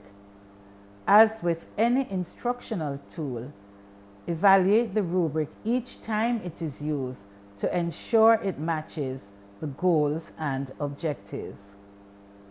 The feedback that students receive through a grading rubric can help them improve their performance to revise or for subsequent work. Grading rubrics are effective and efficient tools and allow for consistency in grading. Rubrics help the student to focus their efforts on completing the assignment based on clearly set expectations. Rubrics can provide for and encourage habits of self-assessment and self-reflection. Although they take time to construct, the effort is worthwhile, and it is worth all the effort that you put into it. Detailed reviews of rubric scores can give you valuable insight into common challenges that your students are facing, and over time can lead to course improvement. By now, you should have been able to identify the criteria, the assessment criteria that you want to test, and the description of each. I'll now put up the one that I created that you can look at. Yours will be as different and as individual as you and I. For this exercise, I wanted to look at neatness, look at their method, see how they show they're working, give them marks for an accurate and correct answer. The timeline is set so they know when to submit the work, and all the problems are done correctly, and they'll get a mark for that. Each time you give an assignment, you change the criteria depending on what you want. For example, my last assignment, the students brought it in late. So this time I'm emphasizing punctuality. So I include that in my criteria and I give marks for it. You decide what you want the rubric to achieve, and you change it over time. Now, the balanced approach. Planning, the teaching and learning assessment must dovetail together. You can't do one without the other. You have to plan, teach, the students are learning, and you assess. Always remember, I teach Mary math. I do not teach math to Mary. My emphasis is on Mary. I teach Mary. And if we take that holistic approach to our teaching, it will benefit your students. When it's time to prepare your lesson, arm yourself with your handbook, where you have your objectives all listed for you in small bite-sized chunks, and they are graded as they go along. A copy of the examiner's report. This is vital. Whenever you're going to do a unit, read what the examiners had to say about that unit, so you know what the mistakes have been over time and the mistakes you are going to try and eliminate. You will have your textbook, right, which has all the topics in it, all the examples that you will need to teach your unit. And you will add to that any other resource that you use for teaching. I would like to ask that you include in your lesson plan a section that looks at misconceptions, possible misconceptions. Include that in your lesson plan. So you think ahead. What will my students be thinking while I am teaching this? They have come to you with misconceptions, because City and Guilds students, if you have met them before, that's why many of them don't like math, because they have a lot of misconceptions and they're having problems putting the math together. Help them. You think ahead, find out what you think they ought to know and they might be having problems with. Include that in your planning. I noted in one of the reports, it said, although there were still some problems with this unit, the cohort showed improvement on several of the points noted in the chief examiner's report of the previous year.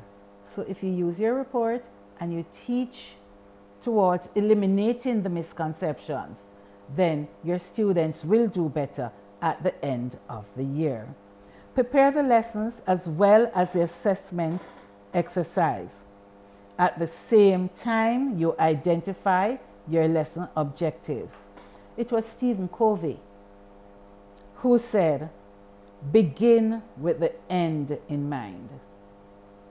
Try that in your lesson plans and in other aspects of your life too, if I might add. Begin with the end in mind. Determine the destination before mapping the route to be taken. Assessment must address teaching for understanding through the use of authentic activities. It should enhance math learning and support good instructional practice. It should be seen as an integral part of the teaching and learning rather than a culminating activity. Your formative assessment doesn't come at the end. You are teaching towards that all the time. Every time you go to the class, you are assisting your students towards the goal. The role of the teacher is to provide instruction. She's to act as a facilitator, help develop an inquiring mind, engaging students in the lessons being taught, and the teacher should act as coach. Provide ongoing feedback and encouragement. And I would say the role of your student should be an active participant. And remember, assessment is of no value if there is no timely feedback. For feedback to be beneficial, it must be done in a timely manner. I hope the presentation today helped us to focus on the math educator as she identifies gaps in the assessment process and helps to modify our planning and teaching so as to get improved results from our students. Have a pleasant afternoon.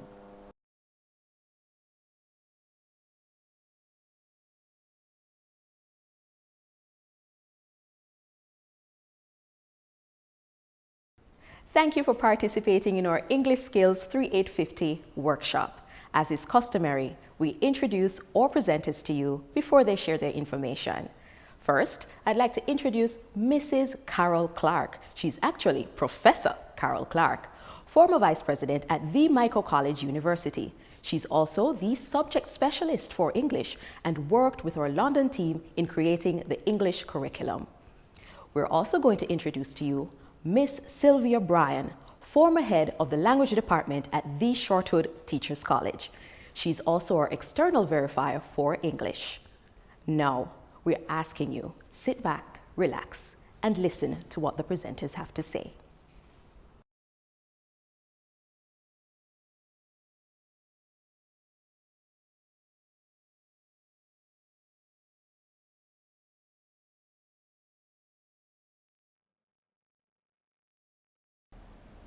Good morning, boys and girls. Good morning, colleagues. We thank you for being here today, and we hope that this workshop will be meaningful to all of you. We have taken into account your concerns, and we have designed this workshop especially with those concerns in mind, and we trust that you will enjoy the session. Let us begin with some of our objectives and expectations. One of the first things we want to do is to ensure that all the participants are familiar with the format of the assessment, whether it is reading and writing or the speaking and listening. We'll also be addressing some of the weaknesses identified by the chief examiner in the recent exams, the 2021 reading and writing examination. We'll have assessors share approaches to specific speaking and listening assessment criteria. And interestingly, we'll also be sharing some strategies for the effective delivery of both certificates in the qualification. And of course, we'll be explaining the quality assurance process for speaking and listening. So those were the objectives and the expectations of today's session. We want to familiarize us with this English skills. One of the things that makes this product so appealing is that it is cohesive. And what do we mean by that? We mean that we take a thematic approach. And students, you'll remember that last exam that we did, what was the theme? Climate change. Every year there's a specific theme. We also, for this course, it is contextual. In other words, we say it is culturally relevant. Everything that you get in the exam, it's something that you can relate to, whether it's a Caribbean experience or a Jamaican experience. So it is nothing too far from your experiences. And of course, it is comprehensive. So we have 3 C's. It is cohesive, it is contextual, but also City and English skills is comprehensive. By that we mean we have a staged approach. There are 3 stages: stage 1, stage 2, and stage 3. What does that mean? We cater to all learners. So everybody is able to achieve some level of success. The course is designed to empower not just the student, but the teacher. We have detailed guidance notes for each unit, and that will assist the teacher in planning the lesson. Plus we have specimen papers with answers so that you have some amount of guidance there. We also provide a diagnostic test, and that is what the teacher uses to select and determine whether you are a stage 1, a stage 2, or a stage 3. That is the guidance that the teacher will use to know where you go in terms of placement. In addition to that, the thematic approach allows the teacher to know in advance the area of concentration so that you're better able to do your research and build your vocabulary. Because when you get to the exam, everything that you'll be studying that particular year, that will be the focus of the exam. That will be the theme in the exam. There are 3 stages. This is an overview of the syllabus. Some of you may know this already, but we need still to remind ourselves. The reading and the writing, that is the traditional exam. That is externally marked. You come, you sit for 2 hours, and you do that exam. Then we have the speaking and listening. That is equivalent to what some people call the SBA. This is where the teacher, and it's within the school that you'll get your grade. And Ms. Bryan will tell you a lot more about that later on. In addition to that, you have in that exam 1 paper, 1 integrated and thematic assessment, and that will cover the reading and the writing. Every year we have a theme, as I said. You'll notice some X's there. This year we have not yet got the theme for the 2022 examinations, but as soon as we get that, the head office will let the teachers and yourself get it. And I would expect in another couple of weeks we should be getting the theme, so you'll know how to prepare for the 2022 exam. Also, just as though we have the integrated reading and writing, the speaking and listening assessment is also integrated. And you will be engaging in listening tasks, group discussions, presentations, reflection, and evaluation. So that's just an overview of the syllabus. Now we're going into a little bit more detail. What does the English skill 3850 reading and writing assessment contain? In other words, what does the exam look like? How will you be tested? The paper is for 2 hours and it's one paper. You know that in some exams you have a paper 1 and a paper 2 and a paper 3. For the City and Guilds English, it is one paper. And the one paper, regardless of the stage, whether it is stage 1, stage 2, or stage 3, that paper is for 2 hours. But let us look at some differences in the stages. If we start at stage 1, there are 5 sections to that paper, and 6 units are covered, and your teachers will tell you more about that because the units are in the handbook that they have, which really is a syllabus. And in that examination, there's a combination of short answer, multiple choice, open-ended questions. And there is a writing task. We call that an extended writing task, whether it is a letter or a composition that you write. And for stage 1, the word length should be 75 to 100 words. And we're going to come to that later on. 75 to 100 words for stage 1. And what is unique about our exam is that you are allowed your dictionary. You must take your dictionary to the examination. For stage 2, there are 2 sections and 6 units are covered. The writing task is a little bit longer. It is 200 to 300 words. And again, the dictionary is encouraged, or a thesaurus. For stage 3, same 2 hours for the exam. You're also allowed your dictionary, 2 sections, 6 units covered. But look at the writing task, the extended writing. It is 300 to 400 words. You need to take that into account. One of the main differences between the stages is the word length for the writing activity. A reminder as we go through the examination, you must, it's not that you're allowed the dictionary. You must take your dictionary because there's always at least one item for any stage, whether it is stage 1, stage 2, or stage 3, where you must use your dictionary. They ask you to use a dictionary to answer a particular question. All right? So bear that in mind. Let us look at stage 1. We're going to look briefly at the summary, the syllabus summary. What does stage 1 contain? And we're thinking now, let us imagine that you're facing the examination for stage 1.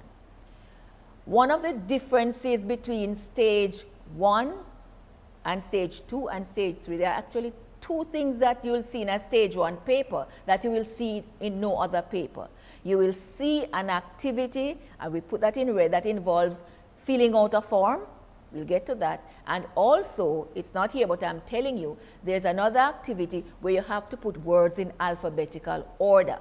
Now, this is stage 1. So you'll get a passage, and we call the passages are called documents. You know, just as though, and you need to understand that words in English can have many, many meanings. I know sometimes when you think about documents, we are thinking about passport and so on, and those official documents. Yes, that's one meaning. But when you're doing City and Guilds English, and they talk about document 1 and document 2, they're really talking about the passages that they use. So, for stage 1, there'll be 2 documents, and then all the questions that they ask you are related to those 2 documents. Remember, we said that it is a thematic approach that we take for this exam, and everything is integrated.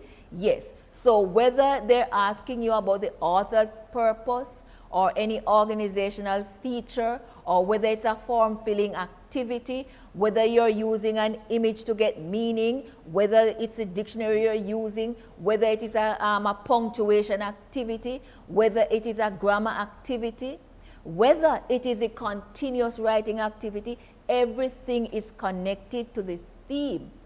And except for the writing that you get, everything else that they ask you will be connected to those 2 documents. All right, so that is stage 1. For stage 2, let us look at the summary, syllabus summary for stage 2. Like stage 1, there are 2 documents that you will be engaged in, and like stage 1, all the questions that you get will be related to those 2 documents. What makes stage 2 different from the other stages is that they focus a lot on getting main ideas, and they test your summary writing skills. So you will get questions that will ask you list or identify 3 main things in this document, or 3 opinions that this writer has said in document 1 or document 2, or which of the following best summarizes document 1. So they're asking you to read and understand and also apply what you've read to see if you can make connections. So there are other tasks, and all the tasks are connected to those 2 documents. Whether you're identifying the various types of informative discourse, whether you're using the understanding the functions or an image function in the document. And as I mentioned, they're testing your summary skills, they're testing organizational features. How is the material organized here? You also might get something on persuasive devices, and of course they test your vocabulary. And for the punctuation activity, capitalization, and they look at full stop, for instance, end stops they call them, whether they are full stops, question marks, or exclamation signs. And of course, you will get an item or 2 on grammar and spelling, but everything that you get will be connected to those 2 documents. You will also, as in stage 1, do a writing activity, whether it is a letter, whether it's an article, but you will get something to write. I'm noticing that quite a few of the paper, the stage 2 extended writing activities have to do with writing letters and articles. Stage 3.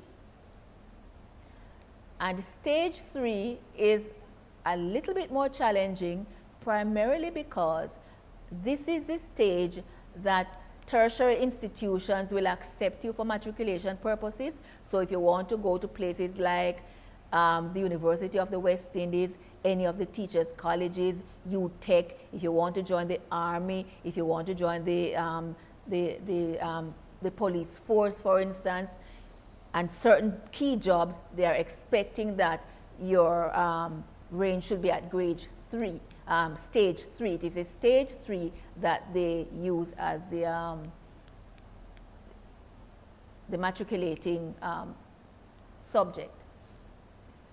For stage 3, the difference here with stage 3 as against stages 1 and 2 is the fact that there are 3 documents. So it is a little bit more challenging in that it's not 2 documents that you're encountering. It's the same 2 hours you're doing the exam, but you're doing 3 documents.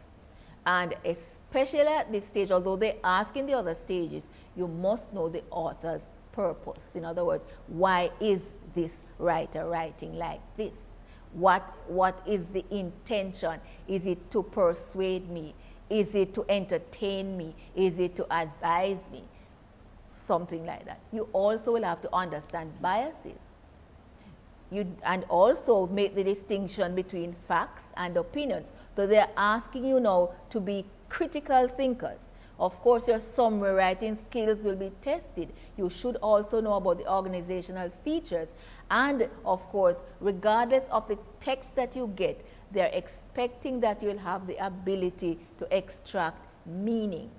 And with all the other stages, of course, you'll get an image or 2, and you will have to connect. They always ask you a question on the image. And all the time, the image is connected to, it's a comprehension question. They want to see if you're understanding that the image is not there for decoration. It is not there just to fill up the page. It is it has a specific function, and that function normally is to help you understand the passage a little bit more. Of course, vocabulary, and especially the use of synonyms, because they want to see how you're able to understand synonyms and antonyms and so on, roots and affixes. Capitalization also, you will always get something on that, and general punctuation, spelling and grammar. The continuous writing, of course, is there for stage 3, and remember we said that the length here is much longer than the other 2 stages, and you'll be expected to write anything from letters or articles, and for stage 3, also for the speaking and listening, multi-step instructions and speeches. So stage 3 is a little bit more advanced than the other 2 stages. After you have sat your exams and you have been graded, there are 3 grades that you're likely to get in terms of the assessment, how you did. A pass is 50 to 64%, merit 65 to 84%, and a distinction 85 to 100%. We are encouraging you to do your very best, students, in the examination so that you can get a distinction. That's our A.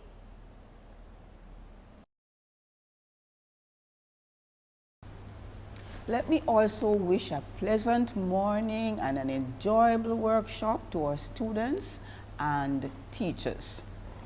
I will not start with the syllabus, but we'll look at one of the activities for the stage 3 students. It's an activity which they have found challenging for some time. We have noticed that as we have visited different centers. And so we want to make sure that the teachers know how to handle it and the students also know to handle it. And so we are going to have a look at the components, and then we will have a demonstration lesson which will assist everyone. Where you see the assessment criteria, you notice 38, 50, 13. That 13 says that this is a stage 3 activity. That 404 says that is the unit, and 1.4, that is the assessment criterion. The same would go for 405, 1.2. So we have the stage, the unit in the stage, and the assessment criteria. Giving multi-step instructions, that is a key assessment criterion in the presentation. It is also important in the listening comprehension. So students definitely need to master that criterion. Let's look at the definition of multi-step instructions. That instruction should contain at least 3 or more steps. If the student gives only 2 steps, then the student will have to lose a mark. 2 marks are accorded for that, but the student would only get 1 mark. Now, we want you all to recognize that this is a skill which is necessary in everyday experiences. So if someone needed to find a location, for example, you would need to give multi-step instructions.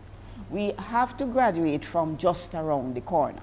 For example, when we were getting here this morning and we came to the gate and asked for instructions, the security guard gave us clear instructions. He said we should go straight, then take a left, and then another left.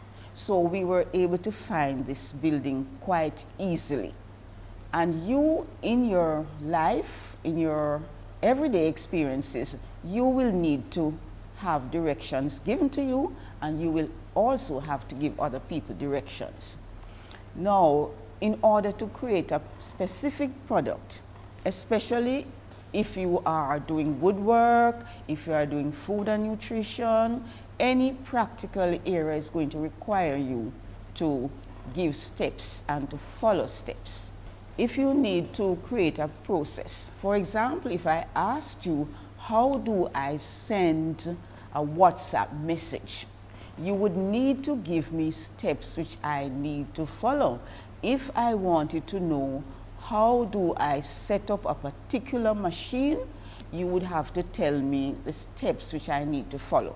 So I want you to approach this activity with the awareness that it is a skill which you will need to use every day. I want to emphasize again that mastery of multi-step instructions will help you to develop life skills which are required to eliminate confusion, for example, by giving instructions in the right order. They will also save time because you will not need to repeat, and you will efficiently manage domestic tasks. If you are baking a cake, if you are cleaning the fridge, whatever you are doing, you need to do this in stages. Your academic tasks, you are going to see that displayed in the demonstration lesson. And you know that in school, your teacher gives you multi-step instructions. Job-related tasks without hazard. What skills do you require in order to master the giving and following of multi-step instructions? First, you need active listening. You need to pay attention to details. If you do not pay attention to details, you will not be able to carry out the instructions properly. You need to make sure that you understand the instructions. So your comprehension skills are going to come into play here. Memorization. At least temporarily, you need to retain the information which somebody gives you, for example, to move from the gate to Studio 2. Planning and sequencing. You need to break the tasks into small bits and give your instructions in such a way that the person will be able to follow them. So you have to sort what is most important, begin with that, and then go on. You have to see the pattern in the instructions so that you'll be able to follow it, and you have to, of course, to be able to follow directions. If you can't, like in getting from one place to another, you will lose your way. Or in making a cake, for example, you decide that you are going to put in the fruit before you have creamed the butter and sugar, you will not do a very good job. So you have to follow directions. How can you ensure that you give the appropriate directions to someone to whom you are giving multi-step instructions? Here is a guide. Here are some cues. So you could begin by saying that I am going to give you 5 steps which you need to follow. You decide on the order in which these steps should be followed, and you use some sequence words in order to guide the person who is listening to you. So before you get to the big tree at the corner of the lot, you are going to see a wheelbarrow. But first, you have to do so and so. Next, or afterwards, then finally. So you give them, you use these cue words so that they can know for sure the order in which things are going to happen. So this is going to ensure that you are able to give proper multi-step instructions. You just use this as a kind of outline, and you can fit any set of multi-step instructions into this outline. A picture is worth 1,000 words, and so you are going to see the instructions I was giving you encapsulated in a lesson on the presentation task, which is going to include multi-step instructions, both multi-step instructions given by students and multi-step instructions given to students. I want to express my deep appreciation to Ms. Devine Swaby and her students from the Thompsontown High School for the hard work which they put into creating this quality demonstration lesson.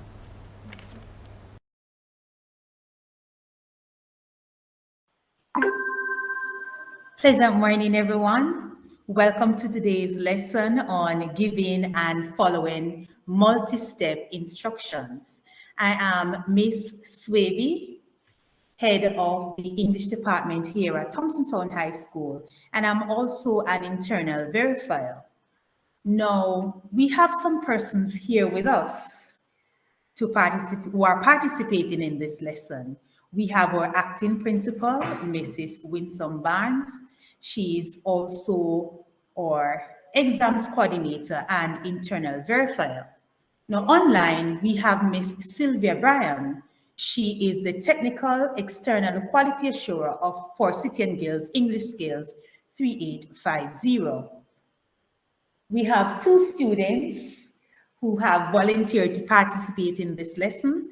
We have Miss Simonique Allison, can you wave? And we have Miss Brianna Baxter.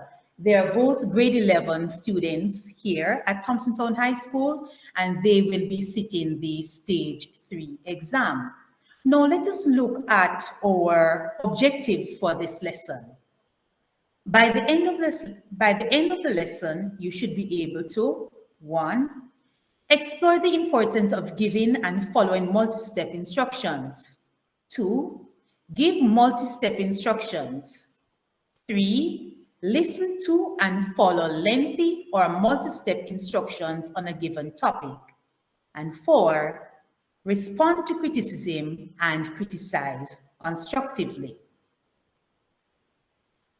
Now, students, in order for you to do well in your English Skills Stage 3 Speaking and Listening exam, there are certain assessment criteria that you must meet. One of these criteria is giving and following multi-step instructions.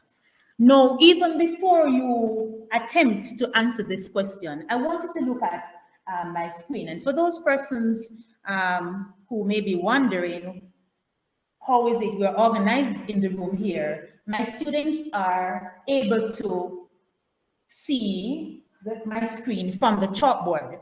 So I'm adjusting myself, so I'm ensuring that my students are seeing my screen. Now, students, let's look at these words on the board. And we're going to try to find, we're trying to ascertain exactly what the prefix multi means.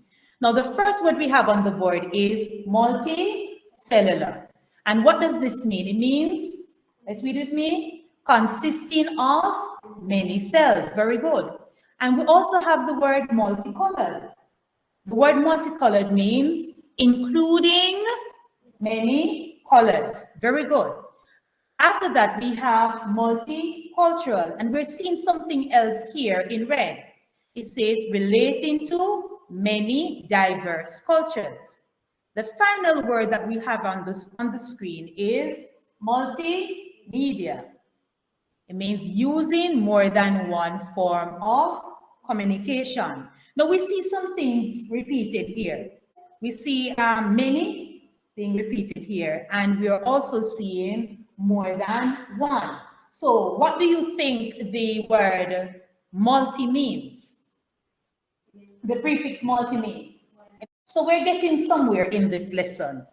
We know that we are going to be learning how to include more than one or several steps when we are making our stage 3 speaking and listening presentation. Now, Simonique and Brianna, knowing how to give and follow multi-step instructions is a valuable skill that you will need to function in society, especially at the workplace. Basically, multi-step instructions are what they sound like. They're directions that contain 3 or more steps to complete a process. So we need to remember that in our stage 3 presentations, we're going to be including 3 or more steps that our audience need to follow. Now, I want you to think, students. Have you ever, think of your experience here at school. Have you ever been in class, such as your practical class, for example, and your teacher asks you to, your teacher is asking you to give more than 1 steps that you need to complete a process? Let me start with Simonique. Simonique, what's your practical? Your foods. Can you remove the mask so we can hear a little better? Foods and nutrition. Okay, foods and nutrition. Can you think of an example in your foods class where your teacher is asking you to give multi-step instructions? Yes, for the time plan that we do in the SDAs, we basically have to write down step by step what we're going to do, how to make it. It's just like any multi-step. All right, thank you very much. Simonique is saying that for her practical class, she has to write a time plan, which, as you're saying, it has the steps that you will follow to complete your practical. Now, thank you very much for that. Now, in your everyday life, whether here at school or when you move on into the world of work, there may be different scenarios in which you are asked to give multi-step instructions. You may be asked to share your favorite recipe with a friend, and Simonique will tell you that when you're sharing a recipe, you include, what are some of the things you would include? The steps, you're going to give the ingredients, and then you're going to give the sequence in combining them. And then you're going to be giving the final step that they should take. Now, Monique's mom, for example, may need to give directions to a taxi company for pickup. When you move on to the world of work, you may be asked to create a product at your workplace. And in the world of work, this is critical. You will always, wherever you're working, once there are machines there, you will be given some steps to follow in order to use this machine safely and avoid accidents. Now, students, whatever the reason for giving multi-step instructions, ensure that they are clear, concise, and easy to follow. Now, I have on the screen 5 steps that society needs to take to defeat climate change. Now, you will notice that the steps are numbered, so it's easy to follow. Number 1, what's step 1? We have this word. What's that number 1? We have commitment. Number 2, participation. Number 3, healthy habits. Number 4, environmental awareness. And the last step they have is efficiency and innovation. Now, students, I want you to look at the 3rd step. And what's the 3rd step? Healthy habits. I'm going to ask you to pull on your mask a little bit so we can hear you a little clearer. The 3rd step is healthy habits. I want you to answer this question. You have been doing your research since last week because I gave you an assignment. How does eating less meat, such as beef, for example, reduce the effects of climate change? Well, Miss, as you know, the forest has to be cut down for farms to be made to rear these animals. Yes. And when the plastic feces, this gas is released in the atmosphere for methane. So, it's dangerous for the birds. So you're saying that basically trees have to be cut down to create these large farms, and the feces from these animals release a special gas called methane, which damages the environment. Very good. Now, I'm going to be sharing some tips for generating multi-step instructions. You're going to begin with a lead sentence.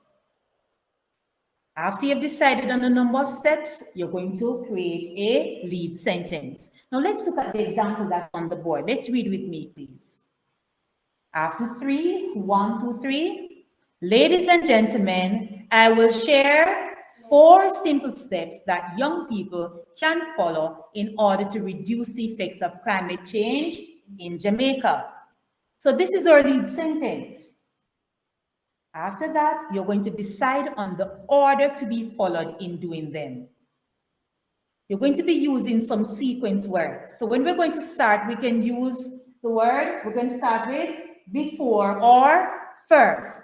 Now after that, we're going to follow with next or after, afterwards, then. And the final step, we're going to say finally, so and so. Now, let us practice. This is the exciting part. Last week, you were introduced to the City and Guilds English Skills Stage 3 Speaking and Listening exam. You were given an assignment, Activity 1 to be specific. And we remember that Activity 1 has to do with your presentation and Activity 2 has to do with your group discussion. Now, let's read the assignment that I gave you last week. All students sitting Stage 3 City and Guilds English must prepare and deliver a short talk or presentation, then complete an evaluation form. Do you have your evaluation forms with you? Okay, thank you very much. We're using the theme for last year's examination, which was climate change. Now, the topic for discussion and presentation is, let's read the topic that's on the board. I know you're familiar with the topic, but let's reread the topic for those persons who weren't at class with us. Is there, after 3, 1, 2, 3, is there anything that young people can do to reduce the effects of climate change in their country? That's our topic, and we did our assignments. Am I correct? Thank you. The presentation will introduce the topic, present information and ideas, give your own point of view, give instructions to the audience for actions they can take, or a call to action, and you're going to make conclusions or recommendations. And what's the time limit, students? 3 to 5 minutes. Now, students, during your exam, whether it is speaking and listening or reading and writing, your examiner will be giving you some multi-step instructions. These are for 2 main reasons. For the speaking and listening, the instructions that you will get are there for 2 main reasons. A, for you to do a good presentation, and B, for you to complete the peer evaluation process correctly. And we all know what the reading and writing exam is like. You're in a regular exam sitting, and invigilator is there, and the invigilator will be giving you some multi-step instructions for you to follow. Write your name on the paper, do not turn over, and so on. So I'm certain that you're seeing how multi-step instruction applies to your whole academic progress, I'm sorry. Now I'm going to be giving you some multi-step instructions, and we're going to be following them carefully. Simonique has volunteered to make her presentation first, but before Simonique makes her presentation, let's follow these instructions. On your evaluation forms provided, record the listener's and the presenter's name. Look at your evaluation form. Have you recorded listener's name, presenter's name? Simonique is going first. Brianna, have you recorded? Okay, thank you. Did you get a chance to reread the information on the peer evaluation form? In the interest of time, we asked Simonique and Monique to reread the peer evaluation form. Now, step 3, I'm going to ask Simonique to stand at the podium. Brianna, we're at step 3. While Simonique is making her presentation, I want you to listen actively. And at the end of her presentation, you're going to ask her at least 2 questions based on the information that she gave us in her presentation. How many questions? At least 2. No, I'm not going to move on to step 5 as yet. I'm going to stop presenting my screen a little so that we are able to see Simonique. Are you ready to begin, Simonique? Go ahead. I'll begin. A teenage girl from Sweden named Greta Thunberg has become the world-famous face of the climate strike movement, rallying thousands of teenagers to join the fight against climate change. And she's far from being alone. Good afternoon, ladies and gentlemen. I'm Simone Collison, a grade 11 student at the Thompson High School, sitting the City and Guilds English exam at Stage 3. And today, I'm here to make a short presentation on the topic, is there anything that young people can do to reduce the effects of climate change in their country? I strongly believe that there is a lot that young people can do to reduce the effects of climate change.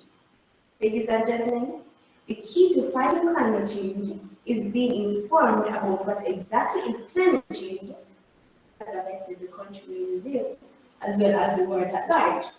Scientists have observed that overall, Earth is getting warm. In fact, many of the warmest years on record have occurred over the past 20 years. This rise in global temperature is also known as global warming. Ladies and gentlemen, why is the Earth getting warmer? According to NASA's website, some of the gases on Earth's atmosphere traps heat from the sun, like the glass roof and walls of a greenhouse. These greenhouse gases keep the Earth warm enough for us to live on, but human activities such as the destruction of forests and burning fossil fuels can create extra greenhouse gases, leading to a warmer Earth. Also, on NASA's website, Climate Change for Kids, describe climate change as a change in the typical weather for regions such as in high and low temperatures, as well as the amount of rainfall over a long period of time. Increasing rainfalls events, increased incidence of vector-borne and waterborne diseases already endemic to the country. How does climate change affect Jamaica negatively? According to the USSAID, on their website, climate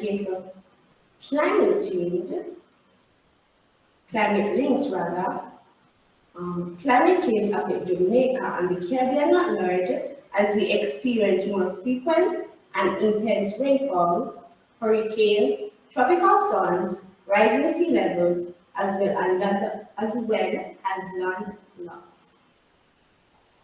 Personally, I believe that small countries like Jamaica, for example, have gone past the idea that fighting climate change is the responsibility of the larger industrial countries like China and the United States, for example. We all have suffered the negative effects of climate change. I think the problem with our young people is that they have become so distressed with the problems relating to COVID-19, online learning, poor internet connectivity, as well as the reopening of schools, that they have forgotten that they have a future to take care of. Young people, I'll be giving 4 simple steps that we can take to reduce the effects of climate change in our country. The first step is to drive less. Young people, walk or ride a bicycle for short distances and simply take public transportation for longer distances. The second step we can take is to conserve water. It takes a lot of energy to pump, heat, and treat water. In fact, this takes up almost 3% of the United States total energy consumption. Young people, we can conserve water at home by following these steps that I've listed. 1. Turn off the pipes while brushing your teeth. 2. report leaking toilets and sinks to parents immediately. 3. Run the washing machine only with a full load. 4. Watch your plants in the cooler parts of the day, preferably early mornings. The third step we can take to reduce the effects of climate change is to conserve electricity. Young people, reducing the amount of energy you use reduces the demand for fossil fuels, in turn lowering the levels of carbon dioxide released in the atmosphere. We can conserve electricity by following the simple steps. And I'll list again. 1. Unplug appliances that are not being used. 2. Turn off the lights when leaving the room. 3. Do not leave the fridge door open for long. 4. Do not use the television set as radio. Turn off when no one's watching. The final step we can take to reduce the effects of climate change is to spread the word. Young people, we are all experts in using social media, sending messages and videos on various social media platforms like Facebook, WhatsApp, Instagram, and YouTube about climate change. Knowledge about the solution, causes, as well as effects of climate change is the greatest weapon we can use to reduce the rate at which our environment is being destroyed. Ladies and gentlemen, there is no single solution for climate change. However, young people can help reduce the effects of climate change by driving less, conserving water as well as electricity, and spreading the word. Young people, we are the future. Let us come together and fight climate change now. Thank you.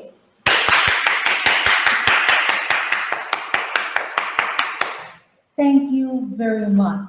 Thank you very much. I'm certain that you put a lot of effort in preparing and delivering that presentation. Thank you very much. Brianna, do you have any question that you want to ask Simone? Go ahead, please.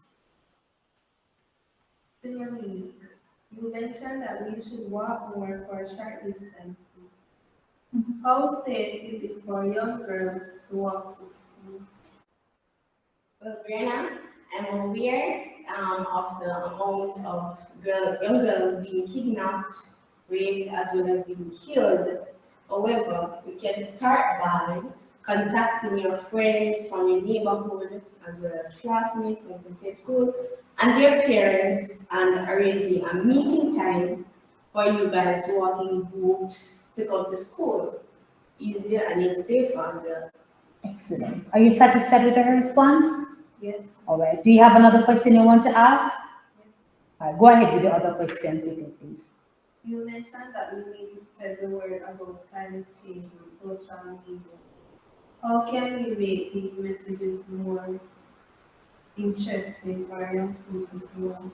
Brianna, you and me both know that young people are interested in the songs, the trending songs, yes. So we can edit our videos, make pictures into slides, and make them colorful, draw the attention of the young people.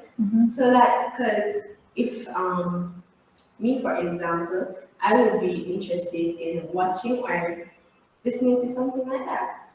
Okay. Are you satisfied with the responses? All right, thank you very, very much. I'm going to go back. You may have a seat. Look at the screen, please. All right. Simone made her presentation. The next step is for you to complete this form. Did Simone speak with confidence? Remember that 1 means excellent, 2 very good, 3 good. I don't think we would be going down into 4 and 5, which has to do with satisfactory and poor. So did she speak with confidence? Decide if you're giving her 1, 2, or 3. Remember, 1 is excellent, 2 very good, 3 good. All right, you've marked your response. Was there information sequence? I remember she started off by giving us the definition for climate change, causes, effects, and then she went on to give us 4 steps that we can follow in order for 4 steps that young people can follow to reduce climate change. And each step has different steps that you could follow. For example, she mentioned spreading the word, and she gave different steps that young people can follow in order to spread messages about climate change. So decide if you are going to give her a 1, 2, or 3. You've done that? Did she give clear explanations? Please remember that she gave us credible sources of authority, she gave us examples, and for each multi-step instruction, she gave us different steps that we can follow. So give her a grade here for clear explanations. Can I move on? All right, next step, adapted contributions. How well did Simonique adapt her contribution in response to your questions? Please remember that she prepared a script, she did her research, she made notes, she made her presentation, but you asked her questions based on what she said. How well did she adapt her contribution? How well did she respond to your questions? She didn't just repeat her notes in answering your question. She adapted her contribution, she responded, and decide whether or not she was speaking as if she's addressing a group of young people. Did she make an attempt to speak in standard English? Give her a 1, 2, or 3. Did she support her opinions with evidence? Remember, she quoted from an article from USSAID. Assist me again. I'm trying to find my notes. She also quoted from climate change from the NASA's website and so on. And she also gave us examples for each point that she made. So supported opinions with evidence, 1 or 2. Responded to questions. How well did she respond to your questions?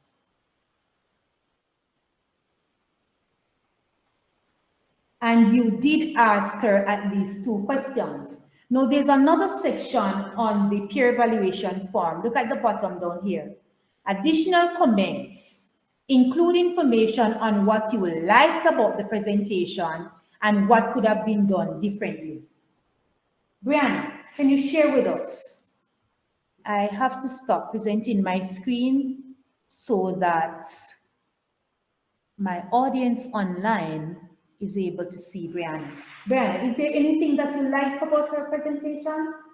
Put in your mask so we can hear you, please. Yes. What did you like about her presentation? I love You liked how she spoke with confidence, and she was very confident. Is there anything that she could have done differently? All right, you're thinking that she did an excellent presentation and you're not seeing any area for improvement. Thank you very much. And I'm certain that Brianna is just rearing to go. So I'm not going to go back to my screen because we're going to follow the same process with Brianna. Brianna, it's now your turn to make your presentation.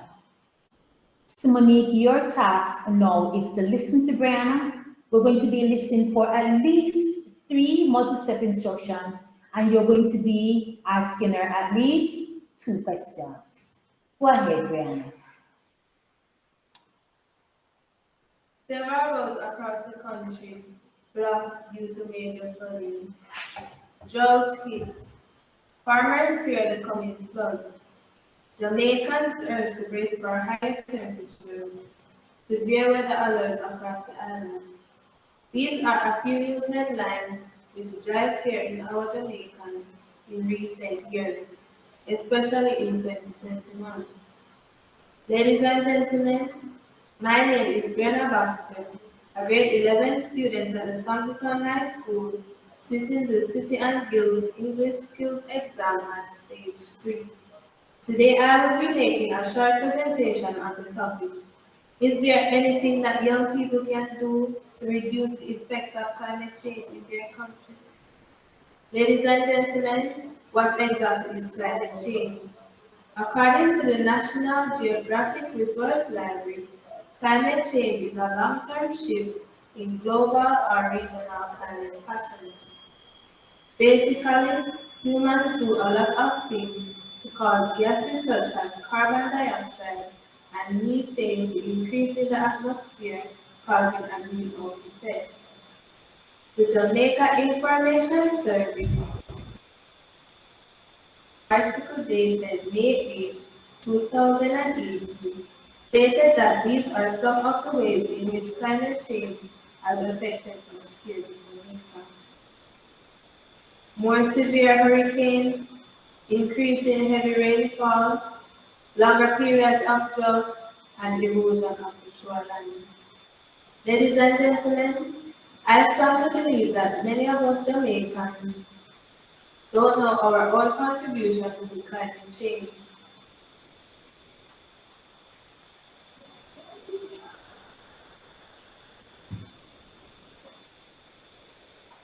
I will suggest 4 steps that young people can take to reduce the effects of climate change in their country. First, save energy. Young people can save energy at home by following these simple steps. 1. Turn off lights when washing hands, brushing teeth, or washing face. 2. Plug out all unnecessary devices. 3.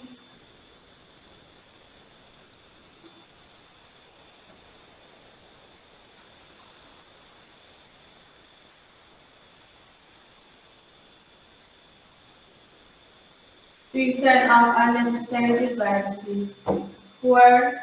Use natural lighting instead of switching on a bulb. The second step that young people can take to reduce the effects of climate change is to reuse, reduce, repair, and recycle. Young people can sell plastic and glass bottles to community shops.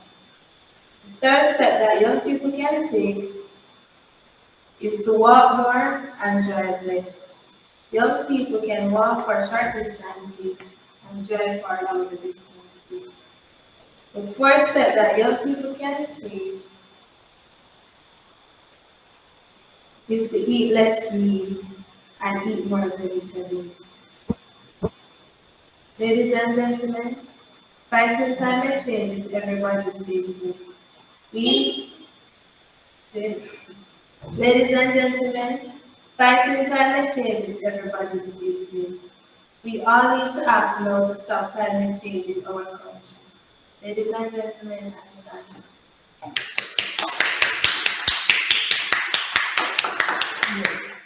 Thank you very much, Brianna. Simonique, now that Brianna has done her presentation, do you have any questions that you wish to ask? Yes, Brianna, you mentioned that we should eat less meat and more vegetables. But what if I don't want to eat vegetables? Well, your parents could go on YouTube and find videos on ways in which they could make vegetables into more delicious meat or eat plant-based foods. Thank you. Brenna, you suggested that we recycle bottles. But what if I recycle bottles? Wouldn't my friends think that I'm poor in that sense? Selling bottles would not necessarily mean that you're poor, but it would be about what is best for the community, and also you would encourage your friends to do it as well, so that we can all come together to fight climate change. Thank you very much. You're satisfied with her response. Thank you very much. Now give her a round of applause. Thank you very much. You may have a seat. Okay, Simonique, let's complete the peer evaluation form. Let's look at the screen for a moment. These are the things we need to remember. Students need to pay keen attention to the section of the Stage 3 assessment which deals with multi-step instructions. Students must present at least 3 multi-step instructions that are, read with me please, that are clear and easy to follow.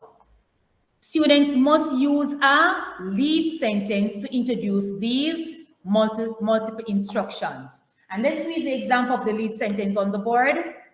Ladies and gentlemen, I am suggesting that young people follow these X number of steps to fight climate change in Jamaica. You're to use sequence words such as, what are these sequence words? Let's go over them again. Before, first, next, after, afterwards, then, and finally. Now, this is critical. Students, you must practice speaking in standard English. And always remember our school motto. What's our school motto? Let me go back to my slide. What's our school motto? It can be done. And we can include at least 3 multi-step instructions in our Stage 3 speaking and listening presentations. Do you have any questions? Brianna, do you have any questions? Thank you very much for participating in this lesson, and thanks for agreeing to be here with us face to face. Having observed the lesson, you will now get a chance to look at the examiner record sheet which was completed by the teacher, and that will give you a view of the grades and the marks which were accorded to both speakers. You will also have a look at the peer evaluation form, which students sometimes have difficulty in completing. So those 2 records will help to guide you as you present on this aspect of the speaking and listening activity.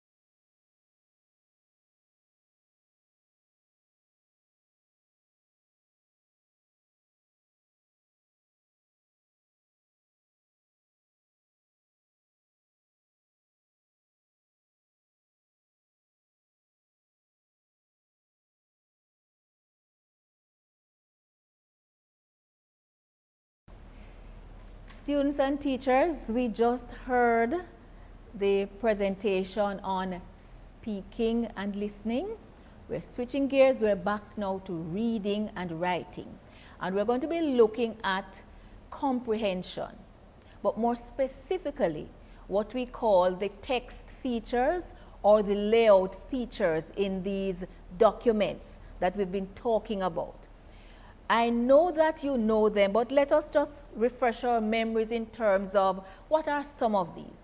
When we see headlines and headings and titles and topics, subheadings, subtitles, subtopics, uppercase like caps, capital letters, images, pictures, photographs, graphics, colors, shading, caption, labels, boxes, borders, even paragraphs, how they are structured, how they are laid out on the page, bold text, the font sizes, for instance, the bullets and the bullet points, and even the spacing between the words and underlining. All of these are layout features, they are text features, they are in the writing, in the documents for a specific purpose. And as we mentioned earlier, the purpose is not decorative.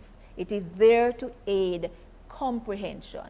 Now, when you see some of these in the documents, they do quite a few things. They perform quite a few functions, but let us look at some general ones. They enhance readability. What do we mean by that?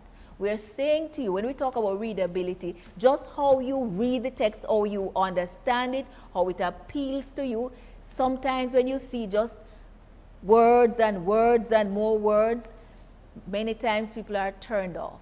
So when you have these other things that will make you more engaged, will appeal to your eyes especially, whether it is the font size, whether it is the color, whether it is how the words are bolded, whether it is the headline that is used or the subheadings. All of these things help to make the passage a little bit more understandable. Also, if these are used well, you can get the main idea of a document by just looking sometimes at the headings, the subheadings, looking at the bullet points, for instance. And also, you're able to summarize based on some of these key ideas that you see there. And sometimes these text features help to explain something to you and also help to reinforce, because writers have different strategies to hold your attention and to keep you engaged. And also, of course, to generate interest, because most people don't want to read pages and pages of text. But when they see these features and these layout features, they are more inclined, especially young people, to read, to see what's there. When they see a graph, when they see a photograph, they might say, oh, what is it? And by just looking, you might want to read what is around it. So we are going to be looking at text features and how they relate specifically to helping you understand what is there in writing. I listed quite a few earlier, but we're going to be looking today at two. We're going to be looking at subheadings and bullet points. And as we mentioned, these are comprehension strategies. They help you to locate ideas, to summarize points, to assist in determining the type of document, because remember that you always get a question on what kind of document is this. And also they'll ask you about the writer's purpose. What is the intention in preparing this? And you also have to be able to answer that. We are going to show you an example of a document and how subheadings and bullet points are used. So you will see how you want to see the correlationship between the text features and the document itself. So let us now look at one of the mock exam pieces. The document that you see mounted, let us just look at what we have in red in terms of the subheadings I'll read for you. What our book expert Devon Wright thinks. The other one, what did I enjoy about the book? Next, each chapter. Then one issue. Then having learned that. And if you even go further to the heading itself, the 5 C's of Communication by Thomas Sharp, and it gives you the publisher, published by so and so, so you get that. When you look at the subheadings, if you just read the subheadings, you should get an idea that this is about a particular book. And in fact, there's a question on the exam paper that asks you about which type of document is it. Now, by looking at the subheadings and seeing cues like what our book expert Devon Wright says, that is the first subheading, that should give you an idea that we are talking about a book. And then further down, another subheading says, each chapter. So these are cues that you can use to understand. And also, when you're reading through the documents, even before reading thoroughly, if you glance at the subheadings, that should give you an idea. Now let us look at how the bullets work. What did I enjoy about the book? That's the subheading. Then you have the line, the 5 C's of Communication manages to squeeze a lot of information in only 5 chapters. So we know that the book has 5 chapters, but notice we have the bullet points with all 5. Be clear, that's one bullet. Think creatively, check content, make connections, learn courtesy. We see the C's there, clear, creativity, content, connections, courtesy. The 5 C's are there. So this should help you in terms of understanding what the book is about. In this one subheading with the bullet points, you get what the entire book is about. This is a summary because it tells you what each chapter has. And notice it said, what did I enjoy about the book? It tells you that 5 chapters, the book has 5 chapters, and the book is about 5 C's. We're going to presume that every chapter deals with one of the C's. So this is how you can look at how bullet points can help you to get at the main idea, how it can be used as a summary writing tool. Also, if you look at the document, there are other things that are there that will help you. If you look at the left side of it, you will see a graph, how people prefer to communicate. You'll also see another subheading, what other readers said. So even if you missed what was on one side, by the time you look at the other side, you will see that other readers are making comments. That means we are presuming that they would have read the book and they are giving their own views. They are giving a review. So the question that is asked, one of the questions that is asked about this document is, what is the purpose of this document? And one of the answers is a review, a recent publication. This book is not a travel story. This book is not a piece from the newspaper or magazine. This book is not a manual. This document is not a manual. It's not a book of recipes. So by looking at the text features, we're able to understand quite a few things. We can see how we can get at the main ideas by use of the subheadings. In other words, that will help you to summarize the passage, but also to how the bullets also work to summarize the ideas, and you get the idea that every chapter deals with a particular issue. So when you look at the document before you, you realize that the bullet points and the subheadings develop the ideas.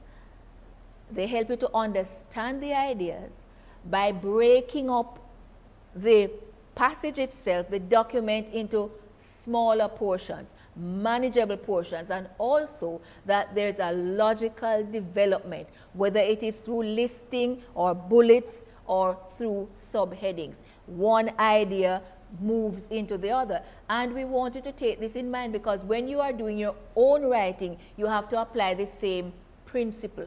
How do you use bullets to expand your points? How do you use subheadings? How can you expand your ideas by following these same features? Because when you write the extended writing, you are in fact a writer.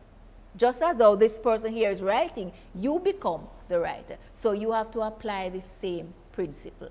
So when we talk about an integrated approach, as we mentioned earlier, the integration in terms of the documents, in terms of the extended writing, in terms of all the activities, we want you to apply that same idea of integration. When you read, you see how the writers use these features to promote readability and also for you to understand, aid comprehension. But also when you become the writer yourself, you can use some of these same principles to write. And we're going to be talking a little bit about that later, because the chief examiner has some ideas about how we did in the 2021 exam in terms of the writing, the extended writing activity. But we'll be getting to that shortly.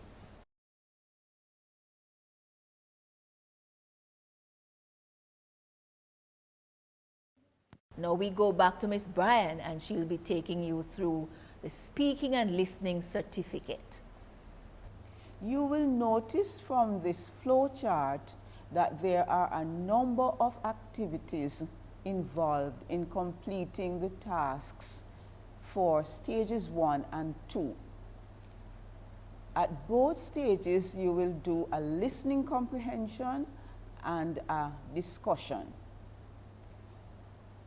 For both stages, you will be grouped from 3 to 5 candidates in a group. So there should be no fewer than 3 nor more than 5.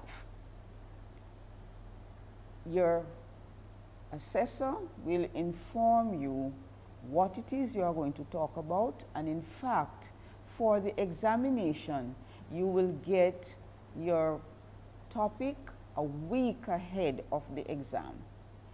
Normally, when you get into the exam, you will get half an hour to prepare in your groups, because you should only be put into that group on the day of the exam. So you would need to talk with each other and decide who will lead off and so on. So here we go. The first step is that your assessor is going to tell you about the task and the rubrics. That is an instruction such as the material will be played 3 times consecutively with no pauses. Okay, so here we go. During the practice sessions, your teacher may read to you, but definitely on the examination day, he or she has to play a recording which has been sent by City and Guilds. And this should be done 3 times consecutively with no pauses. You will get a paper with questions to be answered, and you will write your answers. Then, the next activity will be the group discussion, and this should be from 5 to 10 minutes. And this is where you have up to half an hour to prepare for this discussion. There are specific directions as to how the discussion should proceed, as to what you are going to be tested for. And that is what the rubrics at the top refers to. You will, after you have completed your discussion, there are some questions which you need to answer in terms of reflecting on how the discussion went. And so you will do that reflection. At the end of that, your teachers will, for the practice session as well as for the exam, they will collect your paper, they will grade it, and they will make a record of what you did and the grades you achieved and so on. Now, during the exam, they may not have the time and they do not usually give you feedback. But during class time, when you are preparing for the exams, they should give you some feedback so that you know which areas you are strong on, which areas you are weak in, and where you need to improve. We will now look at the stage 3. You will notice, as with reading and writing, that stage 3 requires a little bit more. The students, as with the other stages, will be given instructions by their assessor so that they will know how they are going to be graded, what they are going to be graded for, and what they are expected to do. And you notice that the group size is similar. The topics will be assigned to be researched. As I had mentioned before, that you will get your topic a week before when it is exam time. The teacher will decide during class time how much time you will have to do your research. You notice here that for stage 3, the first thing that is done is the individual presentation. That is what you saw in the demonstration lesson. You have 3 to 4 minutes for this, and you have a peer evaluation form which must be completed. You would have seen a sample of that peer evaluation form after you observed the demonstration lesson. The peer evaluation form does not determine the grade which the student will get, but it gives the student practice in assessing a performance. When this exam was just started, we used the peer evaluation form as part of the evaluation, but now that the format for stage 3 has changed, it is not used to influence the grade which the student will be awarded. We then have the listening comprehension, and it is done in a similar manner to stages 1 and 2. That is, a pre-recorded tape is played 3 times consecutively without interruption, and the student will write answers to the previously prepared questions. For the discussion, as mentioned before, they have the planning time of 30 minutes, and the discussion could last from 5 to 10 minutes. We need to have all this time because all the group members need to participate. If you do not participate, it means that you would have failed the discussion, and you need to participate in all the different assessment criteria.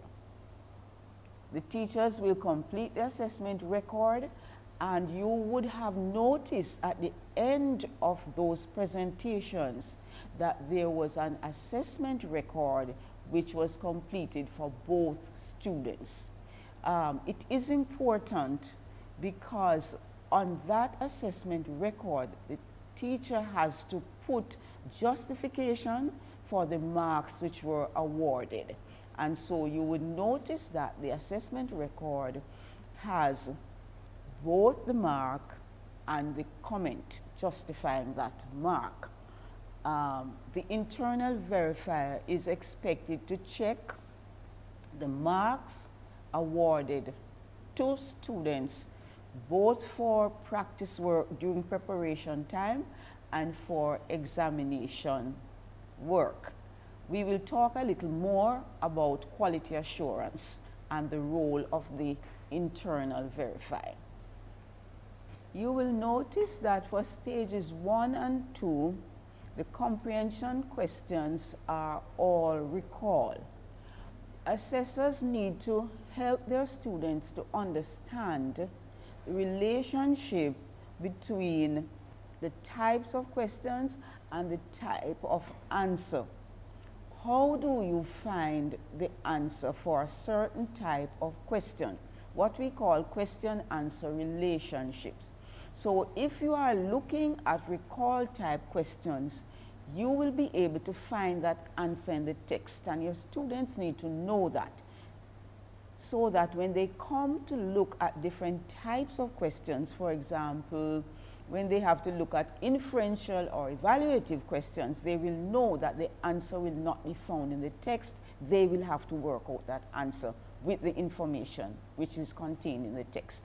So we'll now go to stage 3, where we will see that you have more than recall type questions. You notice that as with stages 1 and 2, there is a recall type question which is based on multiple choice, and also you have recall type questions which are based on independent recall. But all of the recall type questions will find their answers in the text. We are going to look more carefully now at the type of question which you will not find the answer in the text. We will now look at the evaluative type of question. You notice that it says free response. This means that the candidate will not find the answer in the material there, but the candidate will have some guidance from the material. So, for example, if you were asked, do you think that the person who is following the character in this story has a good or a bad intention, you would have to judge how the person is behaving. If that person is walking behind this character in the story and pausing every time the character pauses, but never gets up to the character to speak to him or her, we are going to judge from our personal experience of how people behave that this person does not have a good intention. So there are 2 types of questions which will require you to use your judgment. Now let us look at what we consider valid assessment. This is very important because if assessment is not carried out in a valid way according to City and Guilds protocols, it will create problems for the center and for the certification of the student. We'll look at that in greater detail later, but for now we'll just look at the processes which we would follow for the general assessment in your classroom. Let us hear a voice from the field for speaking and listening. Good day. I am Chanel Banton, a teacher at Kingston Technical High School. It is my pleasure to share some of my best practices with you today. I have been a teacher of City and Guilds English skills for 4 years, and the experiences and results have been rewarding. The speaking and listening section of the exam has never been a challenge for my students due to my preparation process. I realized that it is best to introduce the students to this aspect of the exam very early. Therefore, I usually start in October, and I dedicate 1 class per week to focus on speaking and listening. For the listening comprehension, I would either record myself reading the material or use recordings from previous exams. Now that we are online and engagement is an issue, I tend to use content that students are interested in. I use interview sessions of popular artists, sections of the news report that they would be interested in, and also a portion of the Prime Minister's address to the nation. I make it a point of duty to use current issues as teachable moments. I ensure that I adhere to the exam protocol, such as providing students with questions before they listen to the recording, and then allowing them to listen to the recording only 3 times. I usually do 2 listening comprehension for the day so that I can answer their questions and provide them with a little bit of feedback, because they will have the questions, Miss, why do we have to listen to it 3 times, right? So to ensure that my students do well in the speaking exam, I introduce them to panel discussions, speech delivery, and the phrases of interruption that they must use. Over the years, what I do is ask my students for permission to record their discussions and their presentations, and I use them as teachable tools. So after I show them a clipping of probably all angles or the Prime Minister delivering a speech, I show them recordings of students doing their own discussions and presentations.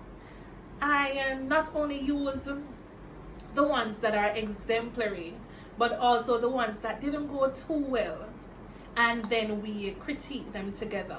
I let students do a lot of simulations. I start off with allowing them to speak on topics they are comfortable with, and then I let them move on to gather information on the theme provided by City and Guilds, and then I start to make the topics. I follow the exam process very closely, so I let them evaluate each other and give feedback. With my previous set of stage 3 students, when they did their practice presentation, I recorded the Zoom lesson and then I sent it to them so that they could identify their own strengths and weaknesses. I do at least 2 team teaching per month when I'm doing the speaking exercise, so that I can get them into the frame of mind that other teachers will be there on the day of the exam, so it's not just me alone. So I don't have those, oh miss, I didn't know other teachers were going to be here on the day of exam, right? So being online, it comes with a lot of challenges and sometimes some unnecessary stress, but so we have to make it work for us. Last school year, I populated my Google Classroom with information on climate change, so as soon as they go on, they're bombarded with information. Also, we teach the different stages 1, 2, and 3. So using Google Classroom, it can be instrumental as it relates to differentiation. For example, when I'm doing presentation with stage 3 students, I assign classwork for the others according to the stage they are doing. So these are some of my best practices. I would encourage teachers to start early so you can provide your students with enough practice. Adhere to the exam guidelines and liaison with other teachers for support, because in times like these, we need to stick together and support each other. Thank you. So your teacher will first begin by assessing you to see what are your strengths, what are your weaknesses. Your teacher will then be able to move to process 2, where she can plan continuing assessment. When you do your performance in the classroom, as with the examination, that assessment is going to be based on the standards, that is the assessment criteria which City and Guilds has provided for judging a discussion or a presentation. And so that is why when we looked at the flow chart, we said that your teacher needs to make you aware of the rubrics. So your teacher would need to say, for example, did you answer any question? Did you provide supporting details for what you said in the comprehension, in the discussion? All of those are assessment criteria listed by City and Guilds. So your teacher cannot simply say, well, you tried your best, and so I am going to give you X or Y mark. Each of the assessment criterion provided by City and Guilds has a mark assigned, and if you did not fulfill it, you will not get the mark. If you fulfilled it partially, then you might get 1 of 2 marks. There are no half marks. Okay. Now, once the assessor has judged your performance against the required assessment criteria from City and Guilds, then your assessor will make a decision whether you scored 4 marks of the 4, whether you scored 8, and so on. And then the decision will be made, and you will be told, where you went well and where you did not perform so well. So then the assessor will now have to look at your progress and plan further. So if you are strong in some of the criteria and weak in the others, then your assessor is going to plan the further assessment in order to correct what is weak. Standardization. Standardization is achieved by following the assessment criteria provided by City and Guilds. So the teacher cannot say, well, I think that Mary is a hardworking student, but Susan is lazy. So since Mary always tries very hard, I am going to give her an extra mark. No, everybody is going to be marked, standardized according to what the City and Guilds assessment criterion and overall criteria ask for you to do in order to get 1 mark, 2 marks, or no mark. So that is going to be the process. We will now look at the quality assurance model. Why is it called a quality assurance model? City and Guilds has designed this to ensure that across Jamaica, in the Bahamas, in Cayman, in any territory, any country where this exam is done, every student is marked on the same basis. That is what makes the marking valid. And in order to do that, this is the model. You have external verifiers now called quality assurers. I am an external verifier. And I have a team. At the moment, I am the lead external verifier. I have a team, and we go into some schools physically. We now go into schools virtually. I don't know if there are students in our audience who have ever had an external verifier visit their school. But the external verifier will come in to observe you being assessed, to look at documents and records and so on. And that is why it is so important for your assessors to keep records. That is why you notice that after that demonstration lesson, we saw the examiner record sheets completed fully by Ms. Swaby, and we showed you what it should look like. So when we come in, we will look at things like those. The next person is your internal quality assurer, which is usually the head of department or somebody who is nominated. That person quality assures what you do. You're reading and writing, you're speaking and listening, and there is a record of this. So after your exams, for example, there is a document which your assessor will sign and date, and your internal quality assurer will also sign and date it. And then that's the assessor who is your teacher of English. And so that is the model. These are the 3 people involved in quality assuring the delivery of the certificate, because City and Guilds wants to make sure that the proper work is done, that you are assessed properly, so that they will be confident that when they certify you, you will be a good product to make their brand continue to be accepted. Now, the internal verifier, as I said, is the person who is going to quality assure the delivery. They will actually come and visit the class from time to time and look at how the teacher is delivering the unit, and they will sign, to make sure that you are certified. The external verifier, as we said, will do sampling visits.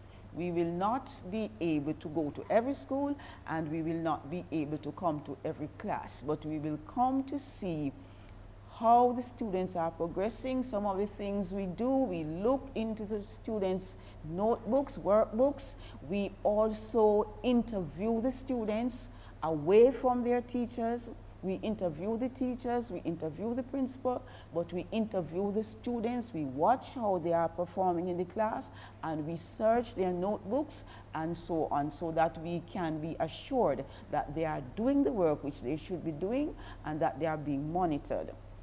So we also go to some of the schools during exams.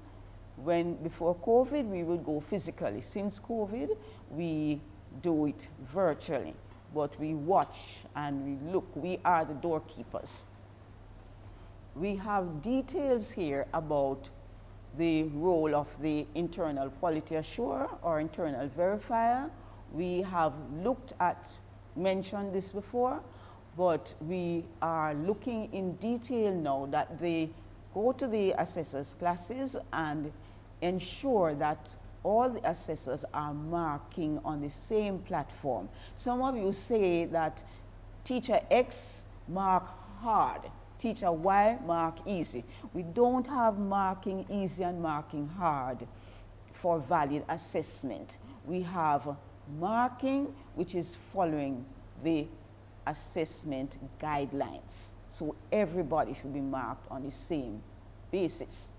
Now, the assessor will plan and implement sampling activities. In that, they will plan the dates when they are going to go to observe the teacher's class, and the teacher will know that they are coming. They will let them know if they are coming to look at a speaking and listening episode, or they are coming to look at a reading and writing episode. But we place more stress on the speaking and listening because the reading and writing is marked in London.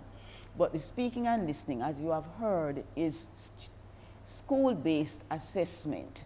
And we really want to make sure that when you are given a distinction or a merit or a pass, that you are performing at that level. They maintain a sampling plan record, and we are going to look at the sampling plan a little later to see how it is composed, what is the information that is contained in that. They document the quality assurance process on the sampling plan and on other records. Some of you may know that there were students who, because of COVID or because they had to travel, were not able to do their reading and writing exam. Last year we had the center assessed grade. This year we have TAG, the teacher assessed grade. And we need to get background information in terms of records to help us to determine if the grade which the teacher submitted should be accepted as the grade for the students. And this is why it is so important for documentation to be there. The internal verifier does not merely observe what the assessor is doing and document it. The internal verifier should also support the assessor by helping him, her, to deal with areas of weakness. There is help for both the assessor and the internal verifier in the person of the external quality assurer. The external quality assurer gives support and during the visit, gives support during the visit, but also is available via email, and there's also the Quality Academy to which the assessor and IV can have access by contacting the local office for the requisite link. Now, the IV, internal verifier, internal quality assurer, is also supposed to facilitate EV visits. The EV will inform the center that he or she is going to visit within a week. We'll send an outline called a visit planner to say what is to be done, and so the internal verifier should respond and they liaise and they agree on this. And after the visit has been completed, a report is written, it's sent to London, and London will send it back to the center to see if they agree with what has been done. If there are some risks detected at the center, then an action plan will be prepared and given to that center. It is the responsibility of the internal verifier to see that the action plan is implemented. Very important, the internal verifier has to verify examination scripts. So the internal verifier needs to be sitting there listening to the speaking and listening performance. If the internal verifier cannot be there, then this has to be recorded so that the internal verifier can now listen to it and decide if he or she agrees with the grades, the marks which were given by the assessor. That is one way of making sure that the quality assurance situation is dealt with.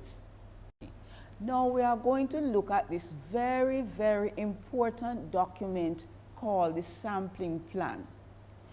If there is no sampling plan in the center, if there is no sampling plan provided for the external verifier, there is an automatic suspension of the qualification status of that center. It is not left up to the external verifier to determine this. It is recorded in the International Qualification Status Guidelines sent to us from London.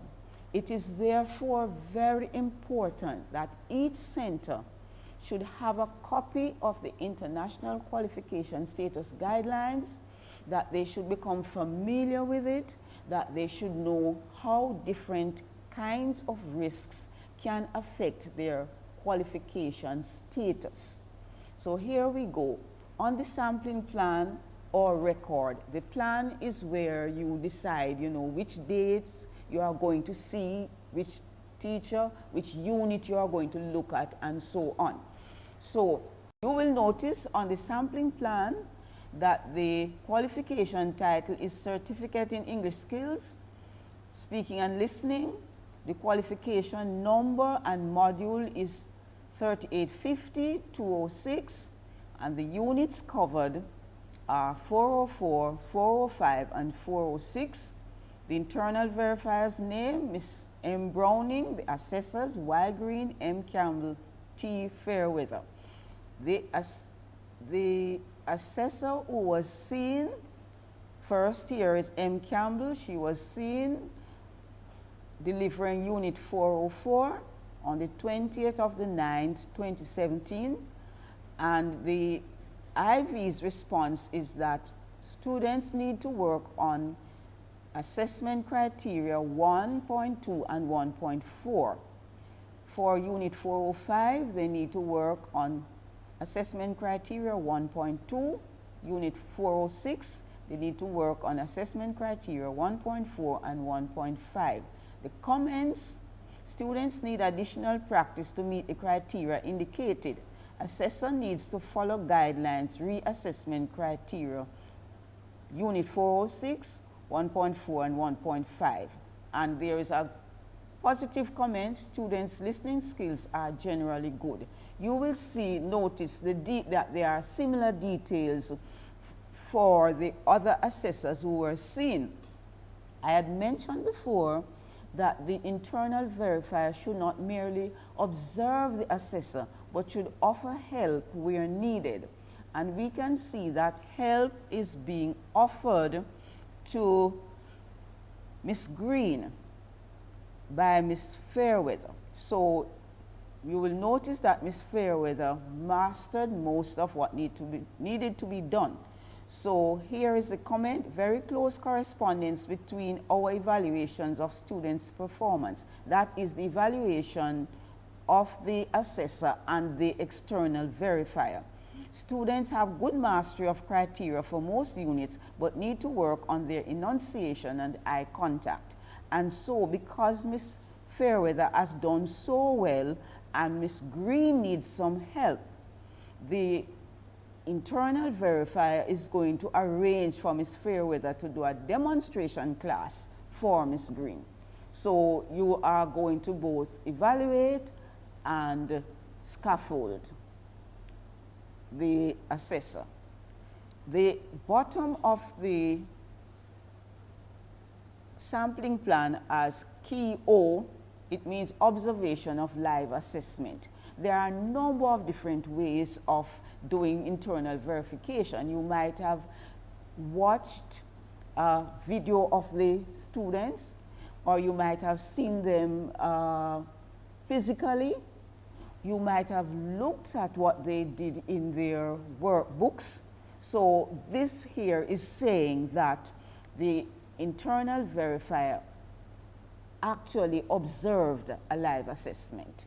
So when the external verifier gets this document, there's quite a bit of information about what has been happening in terms of internal verification. Now, I had earlier mentioned CAMERA, that those are the principles which should be followed. So we are explaining CAMERA now. CAMERA refers to the candidates who are also called learners by City and Guilds. So in terms of the interaction between the internal verifier and the people who are offering the qualification, which would be the assessors and our learners, we need to bear that in mind. You will notice that on the sampling plan, there is reference to how the learners are progressing or not progressing.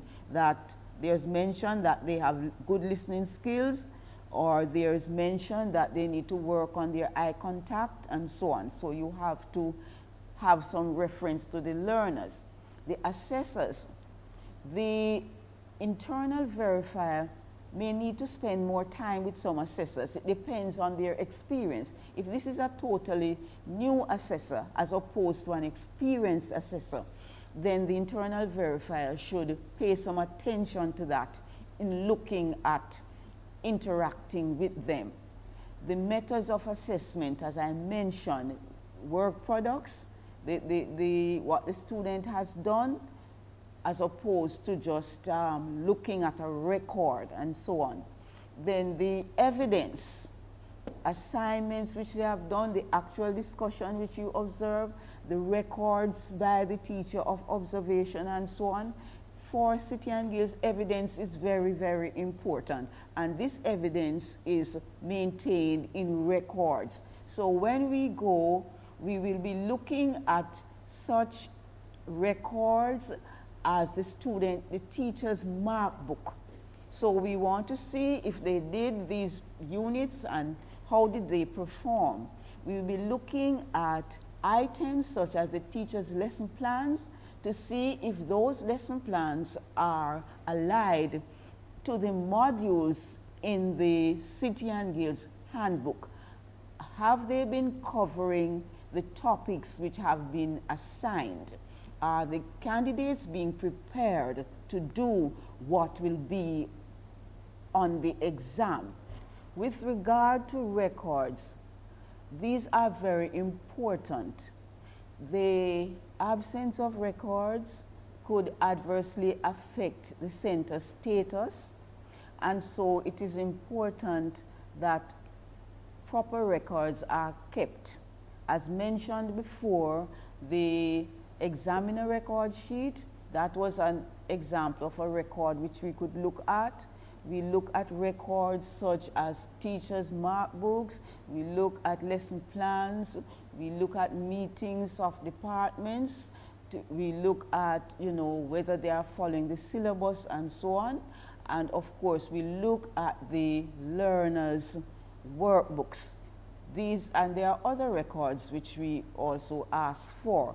But our opinions, which we will write on our reports, which we will submit to London as external quality assurers, will be influenced by the records that we see, because they will tell us how the center is progressing.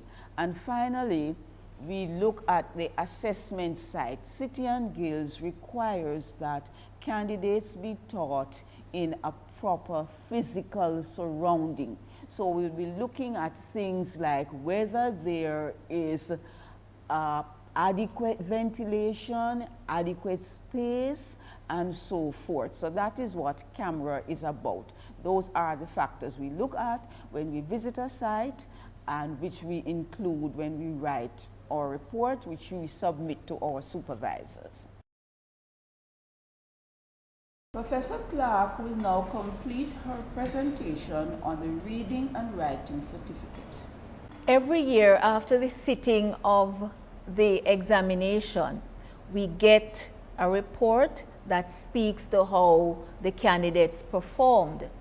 Now, we are going to be concentrating on this exam, this year's exam, 2021, but we're going to be looking at one special area, and that is the extended writing. That's the last part of the paper on the examination for stages 1, 2, and 3. Earlier we mentioned in terms of the word length that for stage 1, we're looking for 75 to 100 words. For stage 2, 200 to 300 words, and for stage 3, 300 to 400 words. Now, it's important that we take these into account, because when we look at the value of this activity per stage, we'll realize how many marks we are throwing away if we do not follow the instructions. For stage 1, that writing activity values 14 marks. For stage 2, 28 marks. And for stage 3, 35 marks. So when you do that 2-hour paper and you have the writing activity at the end, and some of you students not even touching, because we have instances of candidates not even attempting the extended writing, you see how many valuable marks are lost right there. So we're going to be looking a little at some of the comments. One, the chief examiner observed that for stage 2, just about a third of the candidates managed to do the line length, that is 200 to 300 words. The rest, they fell way below that. Now, if you do not meet the line length, the word length, you lose marks automatically, because you would not have written enough. And this, I think, probably happened because remember that every writing activity that you get, regardless of the stage, there are 3 bullet points, there are 3 prompts that you get to encourage you to organize your thoughts and to expand on what you write. Now, what the chief examiner has observed is that for some of the scripts, the candidates merely copied back the prompts and did nothing more. Or some might have written a line or 2. No, that cannot do. Or what some persons did, which is even worse, is to waste time writing out the entire essay or letter in rough, in pencil. You get nothing for that. Because, and I would imagine that it is written in rough for you with the hope of transcribing in ink. It didn't work because, remember, time management is important. So we're encouraging you to use the bullets effectively. Don't just copy the bullets and don't waste time writing out. Use the bullets as ways of expansion. So we're going to ask you to do that, and do not use a pencil in the exam. We are asking you to use throughout the exam either blue ink or black ink. None of these gel things, and no pencil. You lose marks, because if people can't read what you write, you know, you're going to be losing marks. And some candidates lost marks because of that. There was also a comment about punctuation, and you know that you are tested in the other parts of the exam, but also when you're writing, if you don't know when to use end stops, full stops, if you don't know how to use commas, you know, these things matter. And of course, the matter of capitalization. Now, it would appear that some of us just randomly capitalize words. It can't be like that. And then also, when you should really capitalize, as in I, the pronoun, we are getting common I. And I suspect it's because of, you know, social media and so on. You know, it's nobody bothers to capitalize. But you do get marks for that. So you have to ensure, and you lose marks when you do not capitalize properly. You lose marks when you do not punctuate properly. We also had situations where words that are easily confused, we have issues with that. Words like T-H-E-I-R, T-H-E-R-E, T-H-E-Y, apostrophe R-E, and T-H-E-Y. Sometimes people just use them interchangeably, use them wrongly, you lose marks there as well. And other words, because I imagine of our Creole interference, because of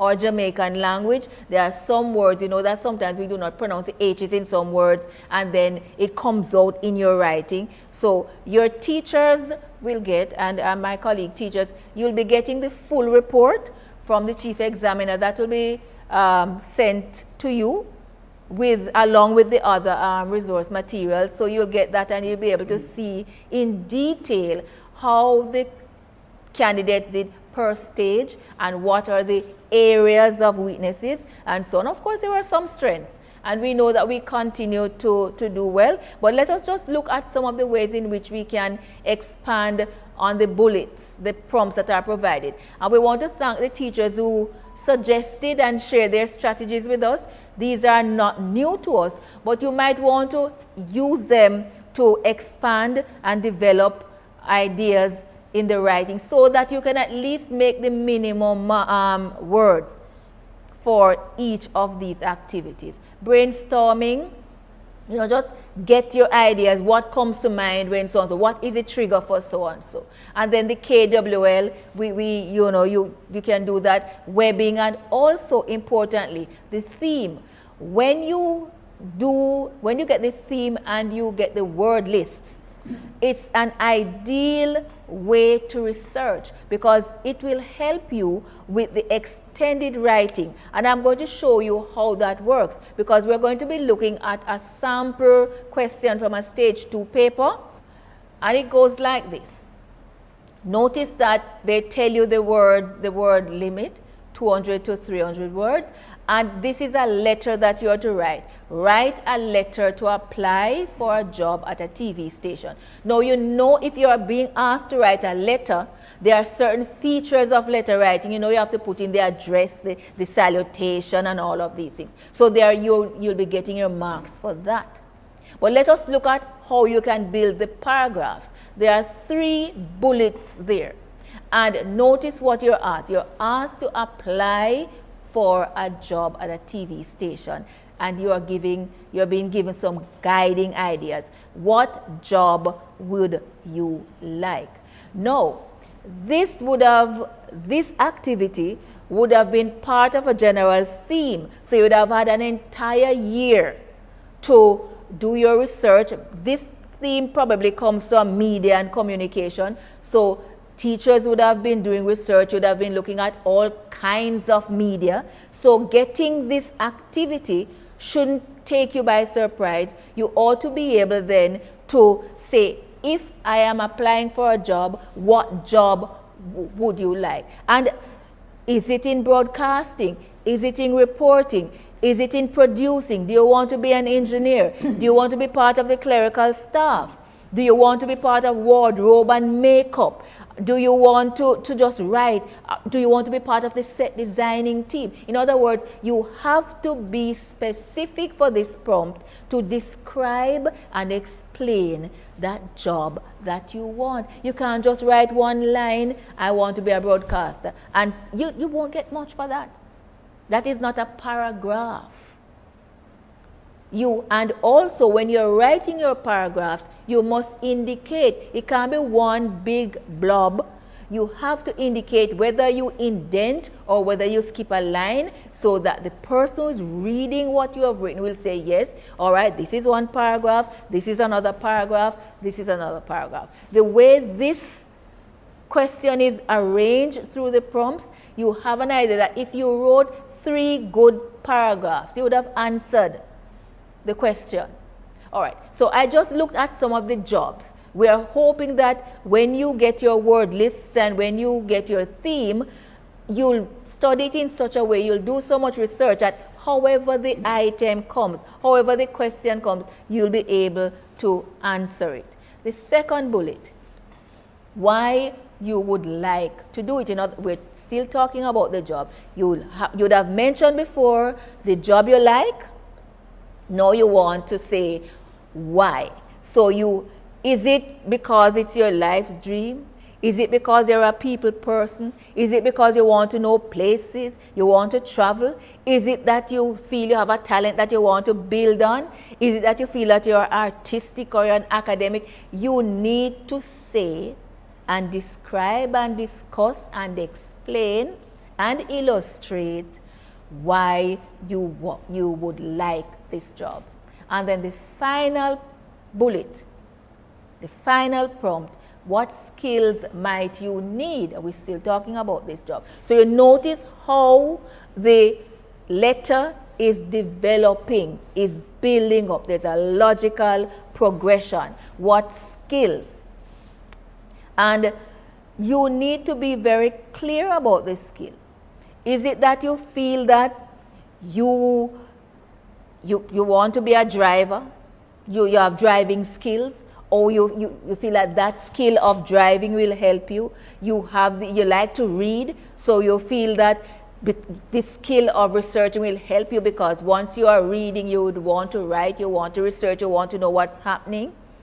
Is it because you feel that you're a people person, you're outgoing, you'd be able to conduct interviews, you'll be able to talk to people, go and do vox pop and so on? Is it that you just want to, what skills do you have? Can you can you identify this skill? Or if you say, well, all right, I might not have it, but in getting this job, I will develop this. I might have a little here, but coming into your organization, coming to your media house, coming to your television station, I will be able to develop. Somebody might be able to mentor me. I'll be able to learn on the job. I will be something like an apprentice. I will learn. These are some of the things that you could do to build on that. So this is just an idea as to how you can use the prompts there to expand, to develop. And as I said earlier, once you get the theme, discuss the theme in such a way that however this item comes, whether it is through an article or a letter or a story or an essay, you will be able to do well. You'll be able to meet the word limit at minimum. You'll be able to write at least 3 solid paragraphs. You'll be able to read over your work and sign that you have read over your work. You get a mark for that. But sometimes I know some of you are honest enough, you don't even bother to do that part, so you lose a mark because you know you didn't even read over, because you can't read over what you didn't do, and some of you didn't do a whole lot there. So I'm going to encourage you and encourage the students, encourage the teachers to help us all to manage our time a little bit more. Time management is important. It's a 2-hour paper. The bulk of the marks really resides in the extended writing. We have to ensure that we get to that activity and do that activity well. You could perhaps practice by writing like a paragraph, a prompt in a timed way. 5 minutes and I'm giving you this prompt, expand on it. 10 minutes, I'm giving you this prompt, expand on it. You can do it in small portions, in bite-sized portions until you master the skill. But you have to develop strategies to expand on those prompts. And so that is the end of that part. We have on screen the resources that are available to you. We stand ready to serve you, because we want you all to do well, because you know that excellence is our mantra.